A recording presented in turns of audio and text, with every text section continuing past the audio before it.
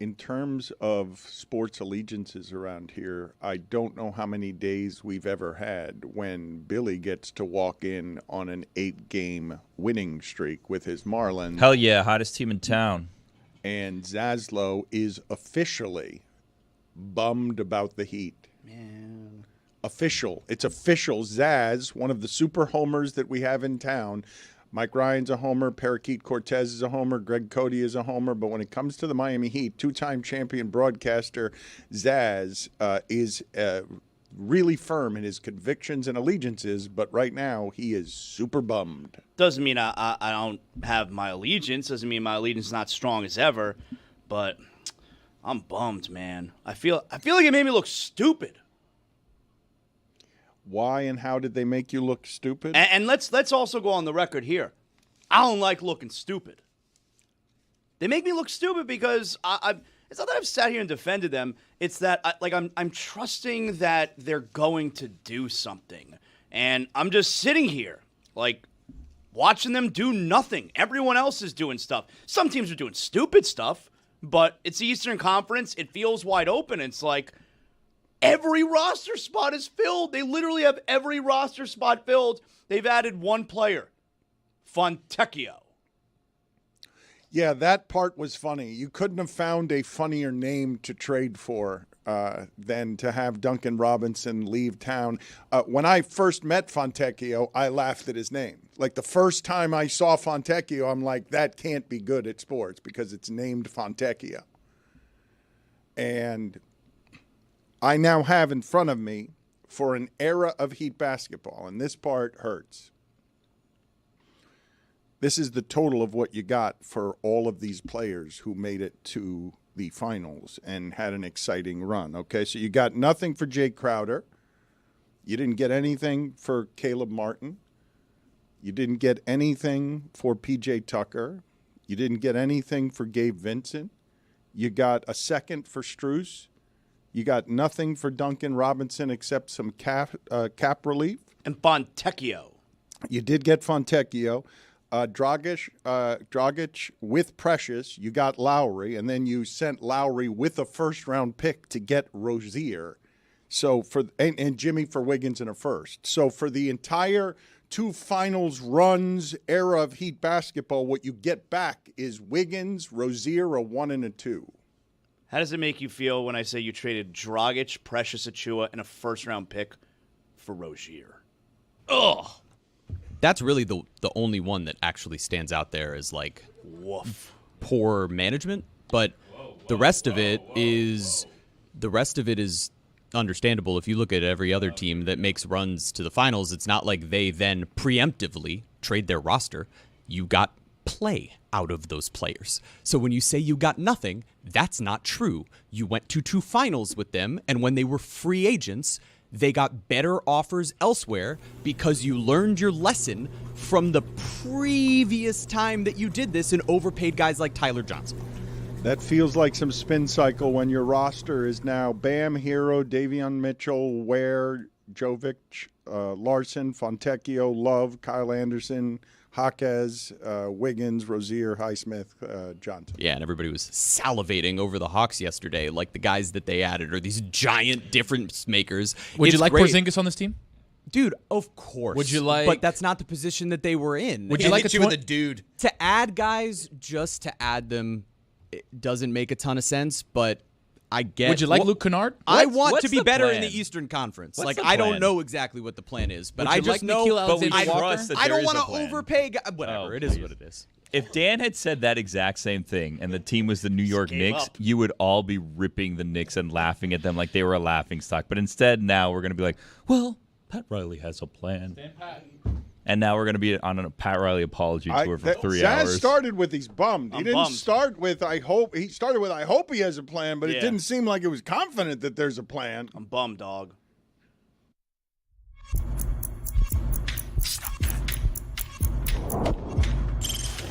Stop that.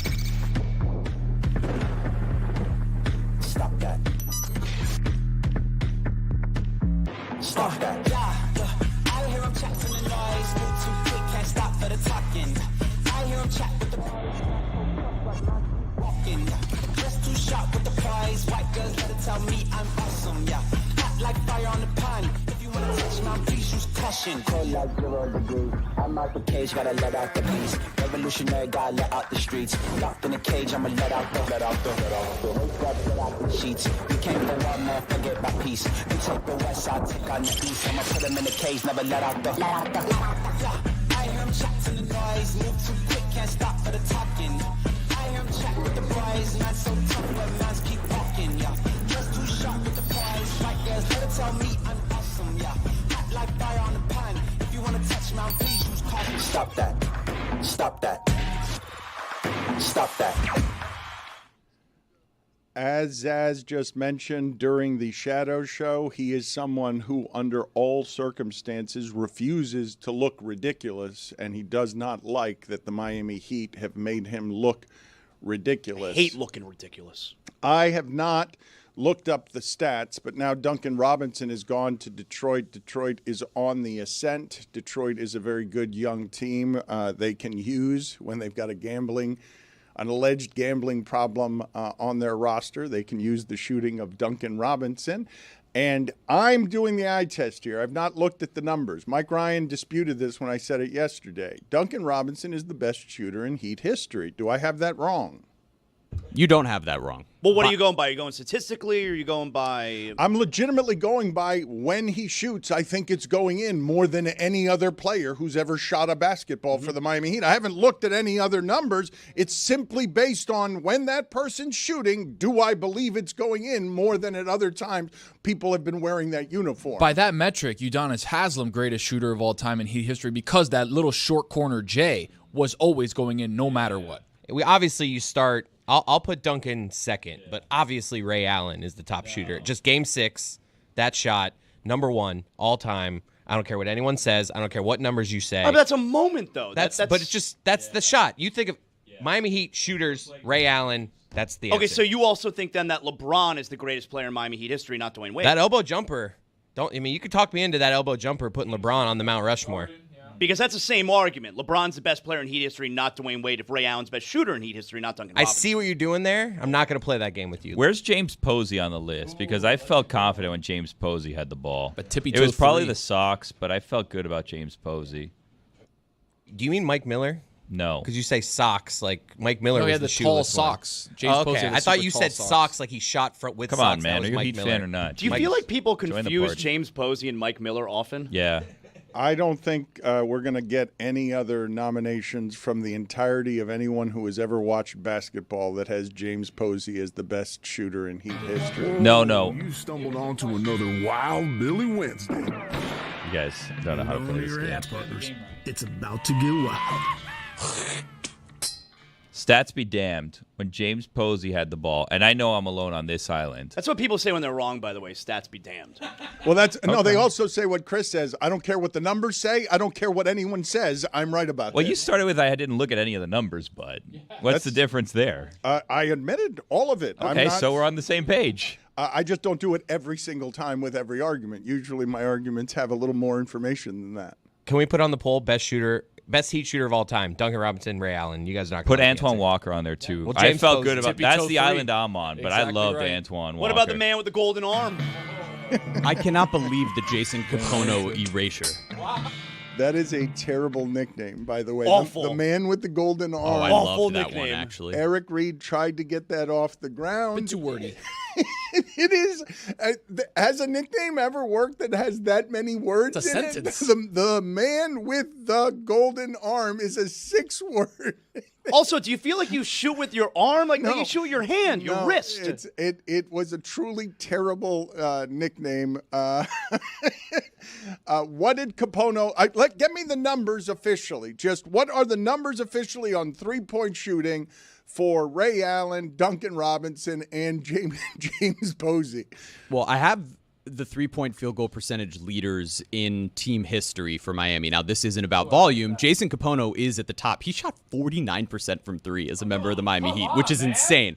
But if you want to look at Ray Allen and Duncan Robinson and compare them, their percentages are essentially identical. So Ray Allen in 2 years shot 39.8% from 3 for Miami. Over 7 years, it was 39.7%. for Duncan Robinson, but he did it on 7 3-point attempts per game, while Ray Allen did that on like 4 per game. So certainly the volume is different, but their minutes were the same. It's 26 minutes per game for Duncan, 26 minutes per game for Ray Allen. So they essentially played the same role on these two different teams. Did you just say that Jason Capono shot 49% from 3 1 year? Has anyone... Not 1 year, as a member of the Miami Heat for however long that was. I think it was 2 or 3. Yeah, well, the reason he didn't play more shooting that well is because he couldn't guard anybody. If you think Tyler Hero couldn't guard anybody, Capono had feet made of cement that he lifted off the ground to shoot that 3. But I can't imagine that anyone has ever shot a higher percentage than that playing for a basketball team from 3. He did it on 2 attempts per game. Yeah, it was 1 for 2. That's 1 amazing. for 2. But still, Stats be damned, though. We're having that conversation. Well, he won the 3-point. He'd be taking 15 threes a game in the modern NBA. He won the 3-point competition, so it's not Twice. It's not just that he was taking 2 3-pointers a game, but do we have a lot of players ever who have shot better than 50% from 3? Because off the top of my head, I cannot remember seeing a stat line that has somebody. Did Kyle Korver shoot over 50%? I think Tim Legler led the league one time shooting over 50%, believe it or not. In the 2006 and 7 season, so he joined for the championship team year 1, he only took actually 1 3-pointer per game, shot 39.6%. But in the 2006 and 7 season, on 3 attempts per game, he shot 51.4% from 3. He was a starter on that team. So Zloow knows his basketball, and if you were listening last night to ESPN Overnight Game Night with Zloow and Norris Cole, Yeah. Couple champs chopping it up. Zaz's power went down, and I felt for the poor producer who had to go the rest of the way with Norris Cole when Zaz's power went out in his house. Oh man, so you got to understand, like I'm paired with Norris Cole, okay, which was fun. I'd never worked with him before, but like he's not a radio host. He's essentially like an analyst, you know, and the show's going great, okay. Literally 90 seconds. It's almost 1 a.m. 90 seconds left in the show. My power goes out in the house. It started to storm. Power goes out in the house. And I'm like, oh my God. And so I'm obviously kicked off the show. And for the final 90 seconds, our producer Josiah did an excellent job. He had to drive the show. With 90 Norris seconds. Cole. I mean, that's nothing. I thought you know. were talking about 90 minutes. At 90 1 seconds. a.m. Yeah. also. But then I started thinking, well, you know, I don't know if you understand how time zones work. But I that's don't. 10 p.m. in the Yeah. West Coast. Okay. All right. That's the way it goes. 3 hours behind. Still 90 seconds on the West Coast, though. Right. Like, but then I was just thinking, oh my God, what if it happened 90 minutes left? Oh, that'd have been bad. How's the family van doing for Norris Cole? That was his thing. Right. I think didn't it's ask? still parked underneath in the arena. Really? I think so. They kept that? Oh, yeah, for They a while. kept his for family sure. van. It's just parked in the arena? Yeah. Why? How do they get around? I don't know if it was still functional. Billy, always great at asking the questions no one can answer. Sorry. I'm trying to find a longer nickname than the one we said before. Charles Barkley, round mound to rebound. This is hard. That's quick, though. That's round mound. That's Yeah. a good one, though, and it rhymes, right? If it was the man with the golden arm and somehow there was a farm in there somewhere, farm and arm, if you got a rhyme somewhere, but it hurts to have. What is there a longer nickname that has worked than the mound round of mound of rebound? You all right? Yeah, sorry. Just want to make sure. I appreciate the help with that. What are the details, Billy, since you want to know so much about the Norris Cole van? I don't know anything about the Norris Cole van. It was a giant thing during the Heat's championship run. The Norris Cole family van was a thing that was outside of the arena. They because allowed fans to come by and sign it. That was the story about how it was that he would get to like all the games and stuff growing up. So they brought the family van there. The fans signed. It was a big rallying thing around this Heat team. I'm surprised you guys don't know about this family van. It's big Heat Nation over here. Don't know about James Posey and his socks. Don't know about the family van. We do know about James Posey and his socks. We Called don't him Mike know Miller. We don't know that James Posey is the shooter that Ray Allen and Duncan Robinson is. We got Jeremy heightened enough that he started a sentence with dude, which is the first sign in a debate that someone is unraveling. Is that like a sign of an right. aggression from him? I mean, that's basically him pulling a knife. It's like mother effer. It's when Jeremy hits you with a dude to start a sentence, it's like someone else shivving you in prison. The question was, do you want Porzingis? That's what he answered, dude. Well, he's right to be upset by the fact that I tried 3 different times to point out, hey, Lillard waived is something I wasn't expecting to see together, and everyone wanted to talk about something else, including the championship fortunes of the Atlanta Hawks in what you guys keep calling a wide open East, as if the Cavs don't exist. The Cavs are frauds, Dan. We know that. Okay, but the Hawks aren't? The Hawks could be interesting. Okay. Could be interesting is the way we all like to analyze everything. Is, oh, there's something new. Wow, That's maybe right. that'll be good, and it's never good. This is one of the things that has corrupted and contaminated all offseason talk is that the Hawks will always win the press conference in the offseason. And what? And the fan base wants simply change. The fan base in Miami doesn't want to keep going with a roster that they know is not good enough, and the roster looks and feels stale. I will not believe that this is what will head into the playoffs next year. Playoffs. It better not head into the regular season. I mean, head into the playoffs. Do you want anybody in the stands? Like I think they're at kind of a tipping point now when it comes to the fan base where there's going to be a reaction, a tangible reaction in the stands this year if the team looks like this again. I mean, you think the building's going to be packed on Wednesday night against Charlotte if they keep this roster? That's why we were saying that they should get Kevin Durant, because like he would be a draw even if he's on a bad team, and then you have him down the road, or he's part of the Heat family, he's part of the Heat culture, he's part of the history of this team, knowing that they probably weren't going to build a championship contender, but at least you bring in this memorable person in NBA history to be part of your team for a season. We're all going to look really silly if he makes a move for Giannis. Not Zaz. Zaz will not look silly. There's no circumstance under which Zal can. Silly. Zaz will not look silly. I hate looking silly, and that's the part that bothers me most about what's going on with the Heat here, because I've had the confidence, or I have the confidence. I'm very confident. Everybody knows that about me. And I don't want them to make me look stupid. Right now, I feel like I look stupid, and I'd like them to do something. Chris Cody, I felt that we as a show looked stupid for a number of different reasons yesterday, but one of them was you were out, your father said out loud, and I don't know what to believe anymore with your family, because you guys hid from me for 3 decades that Uncle Mike exists and has one eye. Greg Cody claimed on the show yesterday that he's a handyman. And I'm like, if Chris were here, there's no way he'd get away with that. I know Greg Cody, and unless he's decided to do something in the last 10 years I've never known him to do, which is simply learn, because he doesn't like to learn. Greg Cody's allergic to learning. Doesn't want any part of it. So him being a handyman or identifying as a handyman, I thought was a bold-faced lie. But I didn't have anyone here who could have questioned it. Yeah, it's crazy that the bit with him, like with me and my brother, our whole life is he thinks he's everything. He thinks he's handy. He thinks he's Salt Life. He thinks he's a country soul. He thinks he's a reggae guy. He thinks he's everything. So it's just, yes, this is not surprising. Did he claim something about his mailbox? No. That he said, I think he tried to put up a mailbox recently.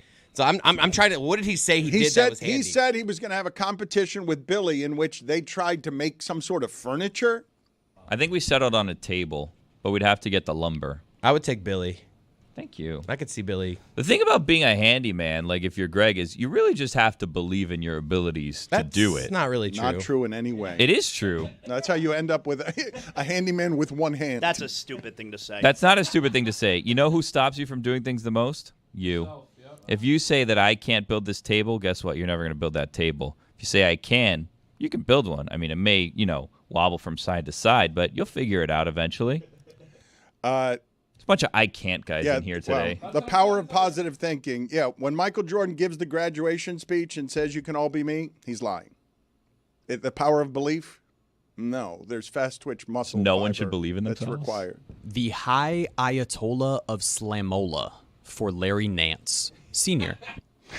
That's bullshit. I never heard that. Wait a minute. Not a nickname you could have today, right? Well, not a nickname you should have had then either. Offensive that Jeremy even Different said time, it. though. The Ayatollah of Slamola. I think we're fine. The Houdini of the hardwood, Bob Cousy. I like that one. It rolls right off the tongue. 4 words. The man with the golden arm. The owl without a vowel, Bill Milkvy, MLKVY. I like that one, though. Was there a question mark in his last name? There is for me. I think Greg said his dad was a carpenter. He was. What happened, Wild right? Bill. See, that's why I think my dad thinks he's handy. Yeah, his dad was. His dad was a carpenter. He That's like a wanted to. gene that gets passed down. I'm trying to think what my dad has built. He wanted to build. The story was he wanted to build a table around a tree, and then Uncle Richard, I think it was, he said was a know-it-all. And Uncle Richard came over and was constantly giving him tips on how it is that he should build said table. And he was annoyed because Uncle Richard was telling him, you need to use this corner, this or that, whatever.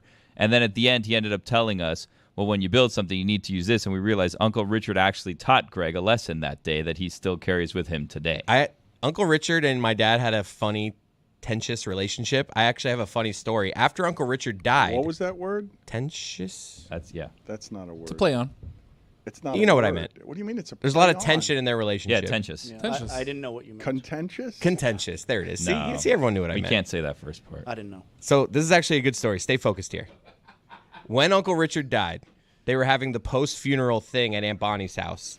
And my dad, who I had a nice, a weird relationship, a tenuous relationship with Uncle Richard. And one of their songs was the Beach Boys, one of the happy Beach Boys songs. So my dad... Are there sad Beach Boys songs? I don't Put it know. on the poll at Oh, Le Batard yeah, dude. Show. Do you think of anything sad when you think of the Beach Boys? So my dad, thinking of Uncle Richard, was playing a song that they connected of. It was a Beach Boys song, but visually, the optics. So after the funeral, my dad's driving to Aunt Bonnie's house for like the post-funeral thing, and Aunt Bonnie's brother is out front, and my dad rolls up to the post-funeral party blasting a Beach Boys song. So the visual of my dad, like happy song, Windows down? like windows down, like jamming to Beach Boys. So that he went up to my dad and was like, "Why are you?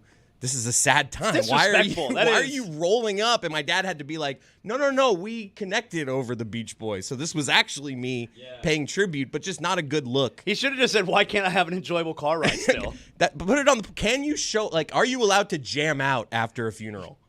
Put it on the poll at Le Batard Show. Can you roll away from the funeral with the music too loud the happy music too loud in your car? Jeremy, you made a face on our lack of Beach Boys knowledge. Is there something horrible in the past of Brian Wilson or one of the Beach Boys? Yeah, Brian Wilson was like extremely depressed. Pet Sounds is one of the most beautifully tragic albums ever written, maybe the best album ever written, including the song I Just Wasn't Made for These Times, which not only is this self-reflective, sad mental health song, but it's actually Kevin Love's favorite Beach Boys song. I'm pretty sure he rolled up to "Sitting on Top of the World." Like it was like. Yeah, I think of the Beach Boys, though, as all Surfin' USA type of happy songs and just bounce around. But you're right. There is a The real history of heads, no. sadness, so we need a different question.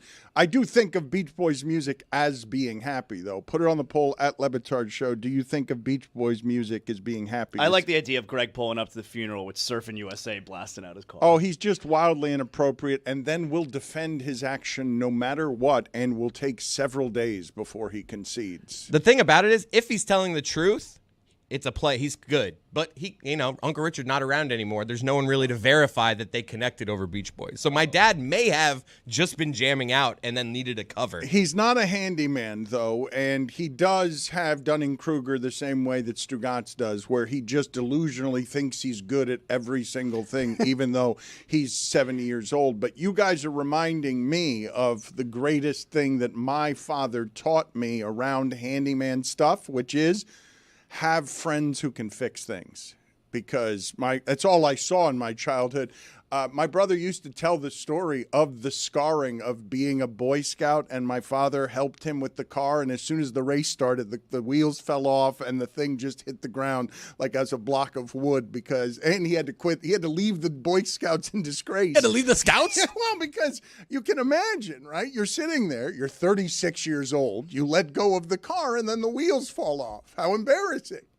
Contentious. How you feeling about It's going to that? sit with me for a while. Contentious. Contentious. See, Why? I was looking at you guys like, what are you guys talking about? This is clearly a word. Contentious. I like the idea of Lebo in a Boy Scouts uniform. It didn't really fit, right? Leave the Scouts in disgrace. Well, my brother ended up doing all the sports things with us, even though he was fast as the running back. He'd just keep moving his head around because the way the wind whistled through his ear hole. So we'd snap the ball, and my brother'd just be standing there in the backfield, making his ear hole make whistling noises, and as the play that's designed for him goes in the other direction. He'd also stop for like a 4-leaf clover if he was in the open field. Do you think he takes off the patches from the scout outfit when he leaves in disgrace? Do you have to leave it behind? They rip it off you as you walk out the door. I feel like just the car falling apart was disgrace enough. You walk out of the Scouts never to return, just ashamed of your father. Embarrassed because your father isn't good at fixing things. My father didn't know how to put up a painting. My father didn't know how to put up a Wasn't he an picture. engineer? Yes. He ran a fiberglass plant. Like he knew scientific things. He just didn't know how to do anything around the house. That's like the one thing I can do is put up a painting. Nothing. Isn't it funny that you have these sets of Cuban men that grew up at the same time, had the same experience, yet there's a section of them who can fix anything That's and right. do anything, and there's another section that is equally as large that can't do anything. But they were friends with the people who can. Exactly. The problem is our dads and our grandfathers were on that side of the line. Your dad can't fix anything. My dad right? can't fix shit. Neither can my grandfather. He used to wear business shoes to play catch. That's how it gets handed down, though. When your grandpa can't fix shit, neither can your father. That's why I can't fix shit. None of these people, the Le Batards, can't fix anything. The women can. The men cannot. That's how I was about to say. My mother-in-law, I believe the last time I had a flat tire, my mother-in-law changed it, which is not a fun sentence to say. My wife does that stuff around our house. Oh, man. Yeah. Would you be embarrassed? Put it on the poll at Le Batard Show. Would you be embarrassed if you had to call your mother-in-law to fix your flat It was not a good. Don't you guys want to know how to do things, though? I know how to. I just don't want to screw it up. So I'm like, if No, I screw it the on. hardest part about changing a tire is knowing where to put the thing to lift the car up. The jack. I don't want to bend my leg. I don't want to You don't want to where's dent the undercarriage. Right. It's like which I may have done in my, when I Yeah. was like 17, We all 18. have. You try to lift a car, Yeah. all of a sudden the car is just denting and not lifting. Yeah. It's like, okay, I'm not going to do this anymore. Yeah. The jack, one of your father's favorite sentences when he says there's a fact. Once again, Jack. you knew what I was talking about. I do, but your trouble with words is disconcerting today. Billy did know you get what that you were right? talking about, and Billy did have it right when he said to the group of us, don't you guys want to learn anything? You can learn how to fix anything on YouTube now. Like, it's incredible. I went into my car my previous car, RIP, was total. But I went in there and I fixed the thing that's on the spark plug, or not the spark plug, I guess on the battery, the mount, because it was Get it saying that I right. had a bad. It said that I had a bad battery, but I didn't. I had to go in there. I had to change it. Just watch on YouTube. It was like this thing. I ordered it on Amazon. It was there. Cabin filters you can change on YouTube in 2 Dude, seconds. cabin filters. What a Can I tell you scam. something right now? And I'm sorry to all our mechanics and mechanical scammers out there, but if you go to a mechanic's or a garage or whatever, and they tell you we can fix your air filters, we can fix your cabin filter, and there's 2 filters, it's going to cost you like $250 because that's what they'll tell you. You're like, oh wow, like that sounds like a good deal. It is absolutely not. You can buy those 2 pieces for like $30 combined probably, and change them in 10 minutes. And then I can stare at my engine for like 3 hours, being like, "Where does this No, go?" you just go on YouTube, See, I you love find how a video, so you're done in 5 with minutes. the internet, we trust the internet on you. Like, what if I was like a terrible person, I would just put up a bunch of how-to videos, doing it incorrectly. There's all kinds of accounts on Twitter where the blue check marks are How about? I'm how gonna do you start know you're tricking not getting, people. How do you know you're not getting the NBA Centel version of fixing cars on YouTube? Before you put this in, you spit on it. Okay, I have fixed enough things with the help of YouTube that there isn't a sinister plot conspiracy of people who are pranking. I don't know that. Man, I want to be a fly on the wall for There's that. no Barry McCockiner of spark plugs. I don't know Okay, that. There's a nice space for that though. You're too lazy to change your tire. You're not going to spend the time making videos to trick people into All right, if breaking you want to their change cars. your tire first, roll it down a hill just to make sure it's got good treading, and then you just see some idiot like. I am embarrassed by how this show has talked about all of this. I want to apologize on behalf of the manly men in the audience who are indeed handymen, who are hearing everything we're saying and speak for me. hearing a show that can't be bothered to even check out YouTube's quick explanation on how to fix things. Now we trust the internet. I would also like to apologize to the women in the audience who are also handy and think it's a little lame praised- of us Wait. to think it's pathetic that You said we pathetic. can't do things. We said Chris's mother-in-law can do things and that we can't. I am specifically warding off the judgment of men against men for not being handymen when Greg Cody alleges that he's a handyman when I know him to not be. He at least tries. You guys aren't even putting in the effort to try to fix things. I would be, if we had some sort of Olympics on fixing things, I would finish last. I would be the worst of all of us, but not a lot worse than some of you. You thinking a new edition of gold, silver, bronze, or did not podium today? Yes, let's. Well, Good game are we- yesterday. Tony loved it. Another wordy one. Well, do you think I've heard accusations around the office, Billy, that you're of the belief that Tony is now making parenting decisions simply to spite you? Yeah, I think last week Tony was in a patented pickle. You know, they sell pickles in my movie theater. Really? How much? It's $2.99. Is that so? Well, I think that last week Tony was in a patented pickle, and we discussed it on air, where we said it seemed as though For it to be a pickle, Billy, not to interrupt you. Well, you for it are. to be a pickle, it had to be something that is a rock and a hard place, and I'm kind of stuck in the middle of trying to decide. This was a very easy decision for me. Yeah. I think that last week, for those of you who are catching up on the show, last week, Tony, congratulations, had Thank you, buddy. a child. And it turns out his child was born 6 months ago. And we were discussing whether or not Tony would be someone who celebrates half birthdays. And Which we I'm kind not. of got the feeling that Tony might celebrate half birthdays. Tony, one time, if I remember correctly, had a party at a brewery for a dog, and we were kind of like, what's going on here? A dirt day. So he had a whole party for a The dog dog at a birthday brewery. was not for He me. invited all of us. We're like, no, thank you, Tony. That's not what we're gonna do here. So, anywho, Tony has a child, and half birthday was coming up. So last week we were discussing whether or not Tony would have a half birthday. Is a child? So, here is the pickle that Tony was in. Do I celebrate my child and give my child lasting memories via photographs that they will see years down the road, because a child at 6 months won't remember anything? But do I celebrate my child? Do I do this for the family? Do I do this for my wife? Or do I prove Billy wrong and not throw a half birthday for my child and do the good parenting thing and do nice things for my family and my wife and everyone involved? And I was made aware that Tony's wife wanted to have a half birthday party. No. And Tony said, no, we're not having a half birthday party now because of the conversation at work last week. So Tony found himself in a pickle, and he sided proving me wrong over the happiness and joy of his wife and family. So it wasn't a full-blown birthday party. My wife wanted to get a cupcake to take pictures and stuff. And That's I a said, half birthday, yeah. Not happening. You said not happening. Not happening. For what reason? Because we don't need the constructs of, get a picture with a cupcake, it's your half birthday. No. It's 6 months, we celebrate it, we move on. That's it. You put a cupcake in front of them, you see what they do with it. They like poke it. No, Yeah. because then she puts it in her mouth, she can't eat They that do yet. the thing. They put their feet in it. It makes a giant mess, and you're watching. You're like, They start what to are grab we their hair doing? This is a disaster. And they're like, it's so cute. Avoided. And then a year later, you look at it, you're like, it was kind of cute. I was getting upset about nothing. So, Dan, I looked at my wife and I said, no, not going to happen. But I was looking at her, but I was really looking at Billy. Like Billy's form took over my wife, and I was like, he's right. nah. Then you're making parenting Spiting decisions me. Of to course. spite me. Billy. Okay. Absolutely. When really, I forgot that even happened until we came in today, and you're like, guess what? Didn't have a half birthday. I'm like, I 'Cause it didn't was even give that yesterday. a second thought until today. Well, now you'll never forget. Yeah, you're ruining a child's life to spite me. Congrats. Thank you.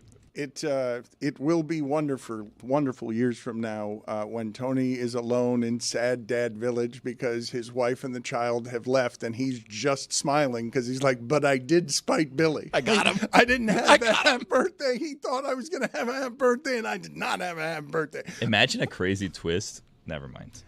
So this is from Louis Riddick. Good work there, Billy. Well, because it puts all of us in a bad spot. But I was going to say, imagine a crazy twist or something happens to my family, and then Tony's family leaves him, and they end up with me. After he was making all these decisions, breaking them up to spite me. What a plot And then twist. I win at the So end. wait, so something happens to your family. All of my family goes to live with you, and now you become their father. So it's not just his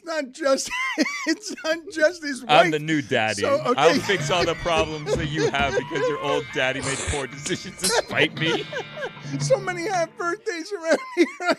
We celebrate quarter birthdays in this house. Get used to it. So just to be clear, what just happened was that you didn't offer for Tony and the audience the mere possibility of you stealing his wife. And family. But his is going somewhere else too. You took his wife and 6-month-old, and you just said, "I'd like to add everything to my family. I don't want to eliminate my children or my wife." Are you all living together? Like Yeah, this is it's your new everybody. Well, sibling? no, in this horrible situation, which none of us want to happen, something happened to my family, so I was there. okay. Yeah, no, I wasn't going to leave my family for Tony's family. I'm sure Okay. they're lovely, but I love my family more than his. No, I thought for you now. were going to have both families. I thought Tony was No, going to be no, alone. I can't handle any more kids. There are different honestly. wings of the house. Plus the dogs too. I like it better as you just stole Tony's family and now he's lonely, but he has the victory over you on half birthday. Oh, he's got to celebrate all the birthdays, and I don't have to do anything. And he's got that victory forever. The victory. Play PS5 finally. You may be having a great time with your wife and his wife and your child. No, your something children. happened to my family. It's a horrible No, situation. no, I know. We don't want this. No, you've made it that. I've made it something different. I prefer you stealing the entirety of his family. But you understand why I said never mind now, right? Well, the part I don't understand is as a professional broadcaster, why you start to say something and then offer it to the audience and then pull it back. It's not because I don't understand why you didn't say that you were thinking about stealing Tony's wife and child. I wasn't thinking about it, just something that may happen based on the parenting decisions that he is making to spite me. It'd be the most ironic thing, I think. I don't know how irony works. The most ironic thing if he's trying to spite me, and what ends up happening is I end up winning. I want to put in front of you this tweet from Louis Riddick. What do you have to say? We have a problem with him? It felt like it. It felt like your tone suggested that there was a problem with Louis Riddick. What did he have to say as if he had said the wrong thing? No. I could be the judge of that. You are a judge, a journalist, a lawyer, a doctor, and a race war expert. Yep. So here is Louis Riddick on the Dolphins after they lured Darren Waller out of retirement, something I evidently was more excited about than just about anyone on earth, including Darren Waller yesterday. Dolphins are the very definition of uncertainty going into 2025, has zero idea what this team will look like, play like, come together like, chemistry-wise. Zero. Fascinating to me. Sounds like the most exciting Dolphin team in my lifetime. Is this team fascinating? Is it what's fascinating about a team that hasn't won a playoff game in a quarter century and now has just a bunch of question marks and whatever players you've seen be great in a Dolphin uniform so far are not on the in the prime of their career, I guess, outside of Tua. I think what he's telling you there is you look at it on paper, and certainly there's a lot of talent on both sides of the football. So, hey, they could be really good. Or they could be this year's total hot mess. They could be like the worst team in the league, and just everything goes wrong. This is just frustrating because we had like a 2-year stretch, a year and a half stretch of being good. Yeah. Like it took so long. We finally got there. I like trying this. I was like, we have a good team. We've arrived, and now it's gone again. And now everyone is back to just thinking we're a joke. And it's like, Yeah. we had a few injuries to our defensive line. I know we made some trades, but it's like the team's not that different, actually, that it was a few years ago. But you said they were good, and they weren't. They were, though. Right, they're not that different. Like they weren't good last year. They were interesting, but they didn't win a playoff game. Like Because they got injured at the end of their good season 2 years ago. They got battered at the end. Who was that old defensive lineman from the Chiefs they signed? Like Houston, they signed for that playoff game against the Bills. That team going into that year was good on both sides of the ball. They got battered with injuries at the end of the season, and it all fell apart. And it just stinks because it seems like other teams have injuries and then get back to being good. And it seems like the Dolphins were good for like one season, got a ton of injuries, and then just can't get back there. The teams that are good tend to be teams that are good even if they have injuries in that sport. Like That's fair. No depth on that team. I understand what you're saying. It's a perfectly logical explanation for how it is the blueprint exploded on a win-now franchise. They started the season having lost whatever they were, 9-2 or whatever it is. We can agree it ended with the loss on Monday Night Football to Tennessee. That was the beginning of the end of everything. It just always ends in December around here in this century. But what Riddick is saying about the Dolphins as an entity is true, right? Mm-hmm. Because everyone is looking at the Dolphins and saying, well, if at quarterback, you have the greatest of injury risks that will obviously detonate anything that you were planning in terms of team building. Then, of course, you're a bit of a mystery. But he's doing that because of the Darren Waller signing, right? Because nobody knows what that is. You can't have any idea what that is when the last 3 years have just been body problems and head problems. Oh, I think it's all of it because in the span of the 24 hours, you have a team that brought in Minkah Fitzpatrick and also traded for Darren Waller, two very big names, and it's still like, I don't know what this team is. You need Phillips and Chubb, right? That's like their defensive line has to be what it was a couple years ago, or else it's just if Chubb. If they're not what they were, they're not going to be a good team. That's it. How about their offense being what it was a couple years ago? Because it feels like that kind of got found out, and everybody's like, oh, what do we do now? We can't throw over the middle. How about this one? How about in 25 years, you keep using draft picks on offensive linemen, and some of them can block?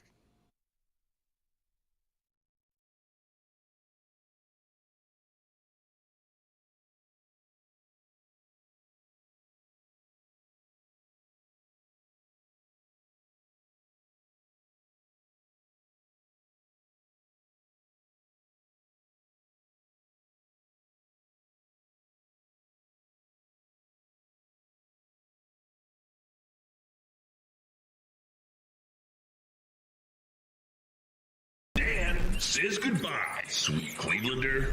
I should tell the audience that we've got a bit of an emotional week, I would say, here this week as we are leaving this studio. It's been an eventful 2 years where the show has struggled and groaned under the weight of trying to build a business. And we're going to move into new studios. Everything is moving after, I think it's close to 10 years here. And we're going to remember some of the things from the Clevelander because as expensive as the property value has gotten around here, the neighborhood has really deteriorated. There has been so is my health. There has been a lot of but that's your fault. Shootings here recently and assassinations, plural. And we need to get out of here. And next that move is brought to you by Miller Lite. 96 calories and 3.2 carbs per 12 ounces. Next week is going to be a little bit difficult because we're going to be in the change. And these are not your problems. They are our problems. But we ask for yet more patience after 2 years of trying to build this thing. We're excited about getting into new studios. And we will remember the Clevelander throughout the rest of the week here, because one of the great memories I have, Stugotz, it really is one of my favorites as I've gotten late in life and have learned to appreciate some of this nonsense that we get to do every day, is the weekend before we were going to go on ESPN radio and start with whatever it is we were doing with them.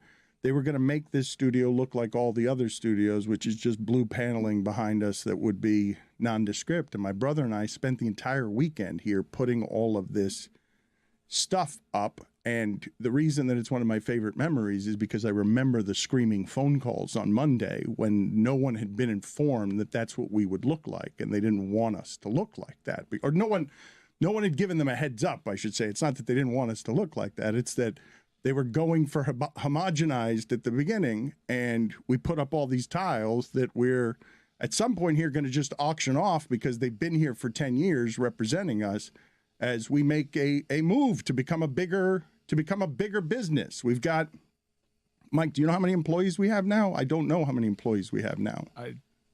I walked into today's pre-production meeting and I was a little stunned at how many people were in that room, considering it's just jarring seeing how we've started. And there was a lot of people here when we were doing HQ. It was even tighter back then in many respects because we had the equipment. But I think the stark contrast is from the pandemic days when ESPN would only allow you and me in these studios and people were zooming in. So maybe I'll have fonder memories when we get out of here, and I'll look back on some of the stuff that we did here and created here fondly, but I cannot wait to get out of this godforsaken building, all thanks to Miller Lite. Yeah. Just 3.2 carbs per 12 ounces. Winner of 3 World Beer Cups. They don't just give those things away. You have said that this place is haunted. You have come in hot from L.A. talking way too much about sponsorships and deals. We are moving. This is a growing business, and part that you left out was the answer to my question. How many employees do we have? I don't know. A lot. Yeah, I don't know. Because there's a difference between full-time employees and part-time employees, but in terms of like people that are here, it seems like 87. It's not here, but it's not just here, but it's a lot of people. It's much, much more than what's on air.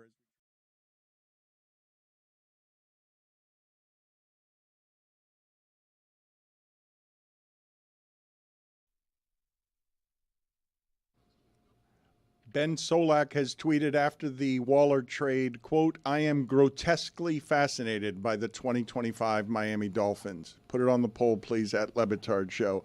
Are you grotesquely fascinated by the 2025 Dolphins? Waller's a guy that like you could see getting to camp and not making it out of camp, or also like, oh, wow, he's still got something left in the tank, and then he's a contributor, right? Like, you have absolutely no idea.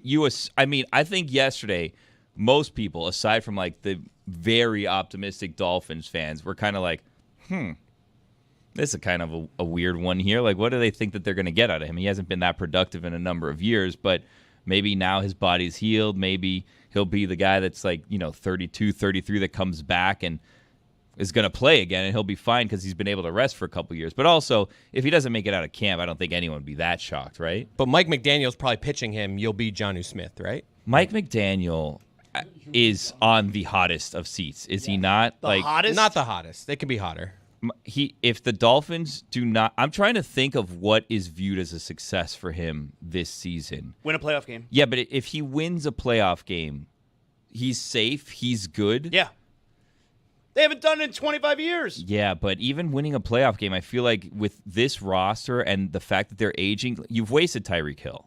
Like, you didn't get out of Tyreek Hill what you wanted to get out of Tyreek Hill. I don't know. Show up in a big game. I think if this team is like, it sounds terrible, and I don't want this to happen, but I feel like if they just get back to being good in the regular season, get to the playoffs, and lose again, I think he might be safe. My apologies for spending this much time on a loser regional team that isn't interesting in the offseason except for doing things that people are like, huh? Where it's not interesting because they're getting better. It's interesting just because you have no idea. What was it? They were grotesquely interesting? We also do that with the Heat, though. Like, they're by record a losing team. They're 37-45. Yeah, Losers. but they've in the last 5 years, they've been to the championship, and in the last 20 years, they took this city from the Dolphins because of the amount of winning that Dwayne Wade did. This franchise, since you've been an adult, Billy, this franchise hasn't won a playoff game. It is a laughingstock nationally. Yeah, but if they win a playoff game, they have the city back. Like, they have leased the city to the other teams. People are dying to get back on a good Dolphins Do you know team. how absurd it is what I'm saying, though? You didn't have a driver's license the last time the Miami Dolphins won a playoff game. Who was the youngest here since the Dolphins won? I was Jeremy? 5 years old. I was 5 the last time they won a playoff All right, game. so you have never seen My them win a entire playoff lifetime, game. they've been mediocre. You've never seen them win a playoff game. Though. Yeah, they're a mediocre franchise. Zloow mentioned earlier the idea that next year will be the first in a long time that he believes the Miami Heat attendance streak will be in jeopardy. Can you guys find for me? I believe the Miami Heat have one of the longest sold-out streaks anywhere in sports. Yeah. I think it's the longest in basketball. I think it goes back to 2010, I think. What happened that year? Oh, yeah, that's right.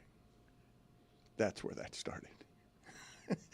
That would probably happen in a lot of cities. But it continued a couple bad years in between. I know, but it started in 2010, and some of the numbers since then, I think, have been a little bit suspicious. Where I don't feel like the arena is actually You feel sold like there's been out, some empty seats?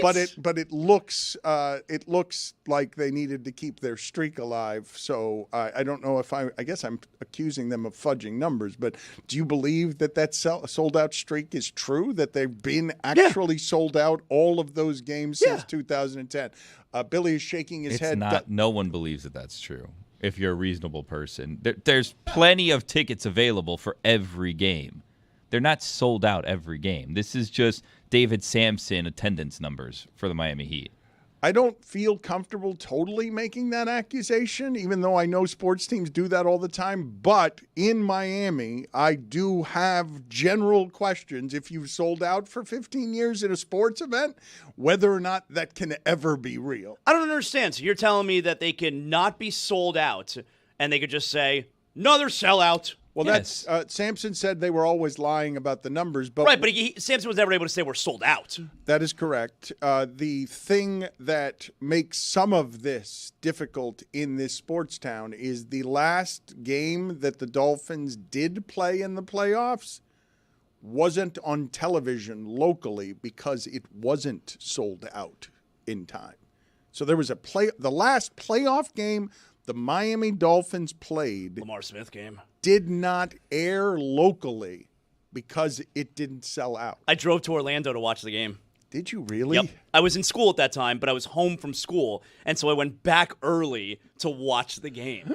You just drove outside. How Yeah. far out? Is it 3.5 hours out that you have to drive for the local? How far out do you have to drive in order to get the local broadcast when it's been blacked out locally? I don't remember, but I was like, all right, I guess we're driving to Orlando today to watch the Dolphins. I thought Orlando was like the place. I thought the Orlando line was where it is Maybe. that you could go see a Dolphin game. That Great was game. back there. Worth the drive. You had to be able to see it in like Vero Beach or something, a couple hours away.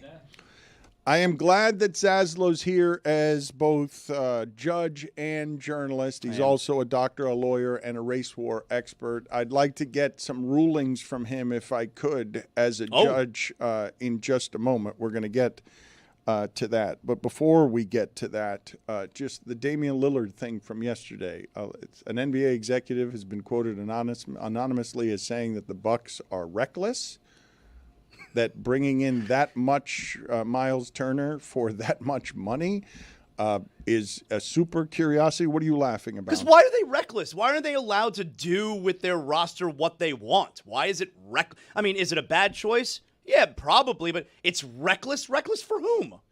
For the Bucks. But it's their franchise. They can do what they want. It's their roster.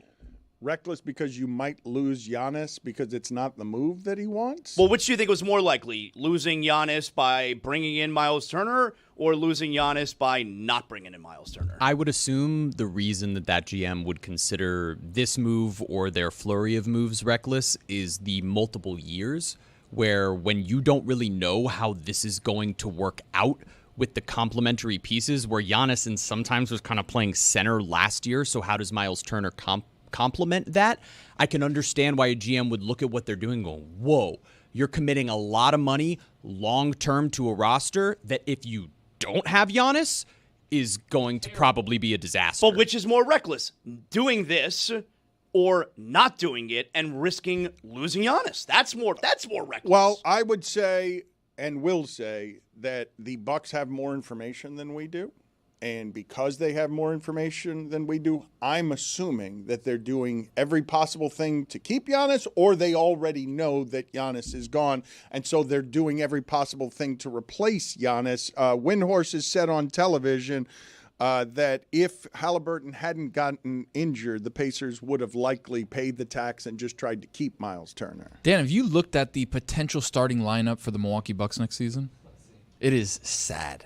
Kevin Porter Jr., Gary Trent Jr., Kyle Kuzma, Giannis, Miles Turner. Portis is in there somewhere, right? No? Six-man, and they might trade him too. The thing that I wanted to talk about, though, from yesterday, and I still want to talk about, and for some reason I cannot keep the attention span engaged from our basketball fans. They keep changing the subject on me to the future transactions as opposed to what happened yesterday, which is I saw a headline that read Damian Lillard waived, and it was confusing to me. And I know he's injured, and I know that he's the age that he is, and I know that you've spent a year, more than a year, knowing that Damian Lillard isn't what he was. But to have a contract that has 2 years on it, $110 million, and to have the Bucks say, waived, we have no use for you, and the punctuation on this part of your career has been about as disastrous as it could be for someone who was in your position at the end in Portland. It's not something we've ever seen before, and for some reason around here yesterday, everybody wanted to skip right past it because of how quickly we will discard even the most famous of basketball players. How about that trade was just 2 years ago, and literally all of the pieces in that trade are no longer with the teams they were traded to. Boston, Portland, Milwaukee, none of those guys are on those teams anymore. It's only 2 years ago. The interesting part about that, because I remember what Woj wrote about Portland at the time and how it was a bit of poetry that was overwritten on behalf of, just people being fascinated by GM transactions. But the Miami Heat did not believe the Boston Celtics could get into the game and create a Drew Holiday package to get Drew Holiday from them, and didn't believe that anyone had a better offer than what they were offering for Damian Lillard. But once Boston offered Time Lord and the pieces that they offered that were broken, right? Brogdon, just a bunch of physical pieces that were broken, the Heat did concede by their assessment that the offer that Boston made was better than the offer that they had on the table. And so while we look at it in retrospect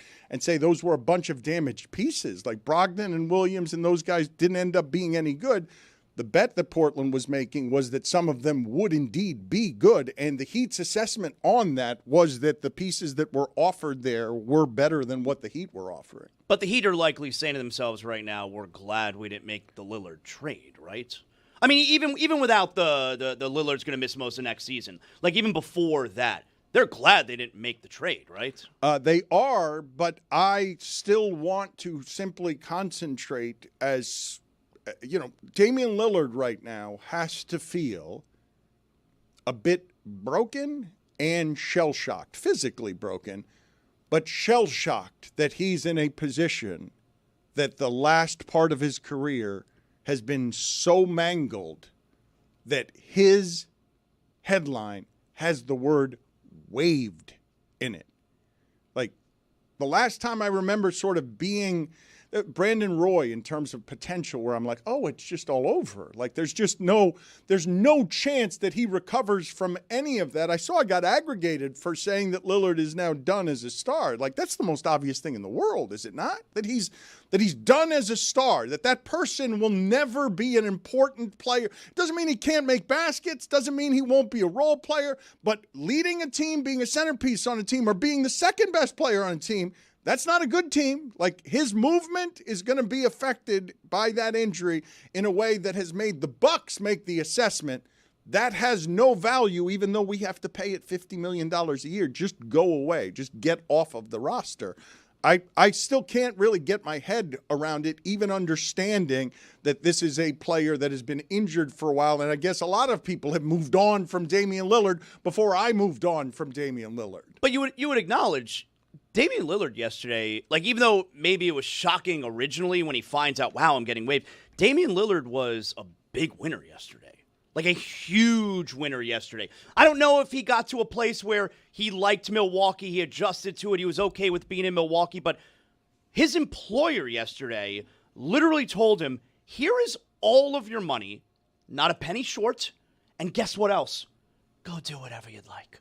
We're not limiting the things you could do. Here is all of your money, and you can do whatever you want, which is essentially what he wanted 2 years ago, and what he wanted was to come to Miami. He didn't get what he wanted. Well, now you get all of the money and do whatever you want. Like, he was a big winner yesterday, Damian Lillard. The Athletic reported that he was, quote, elated I'm sure. with what happened yesterday because of that exact thing. He gets all of his money, and now he can go choose wherever he wants to go. He can pick whatever contender he wants to play for. He was elated, is how they put it.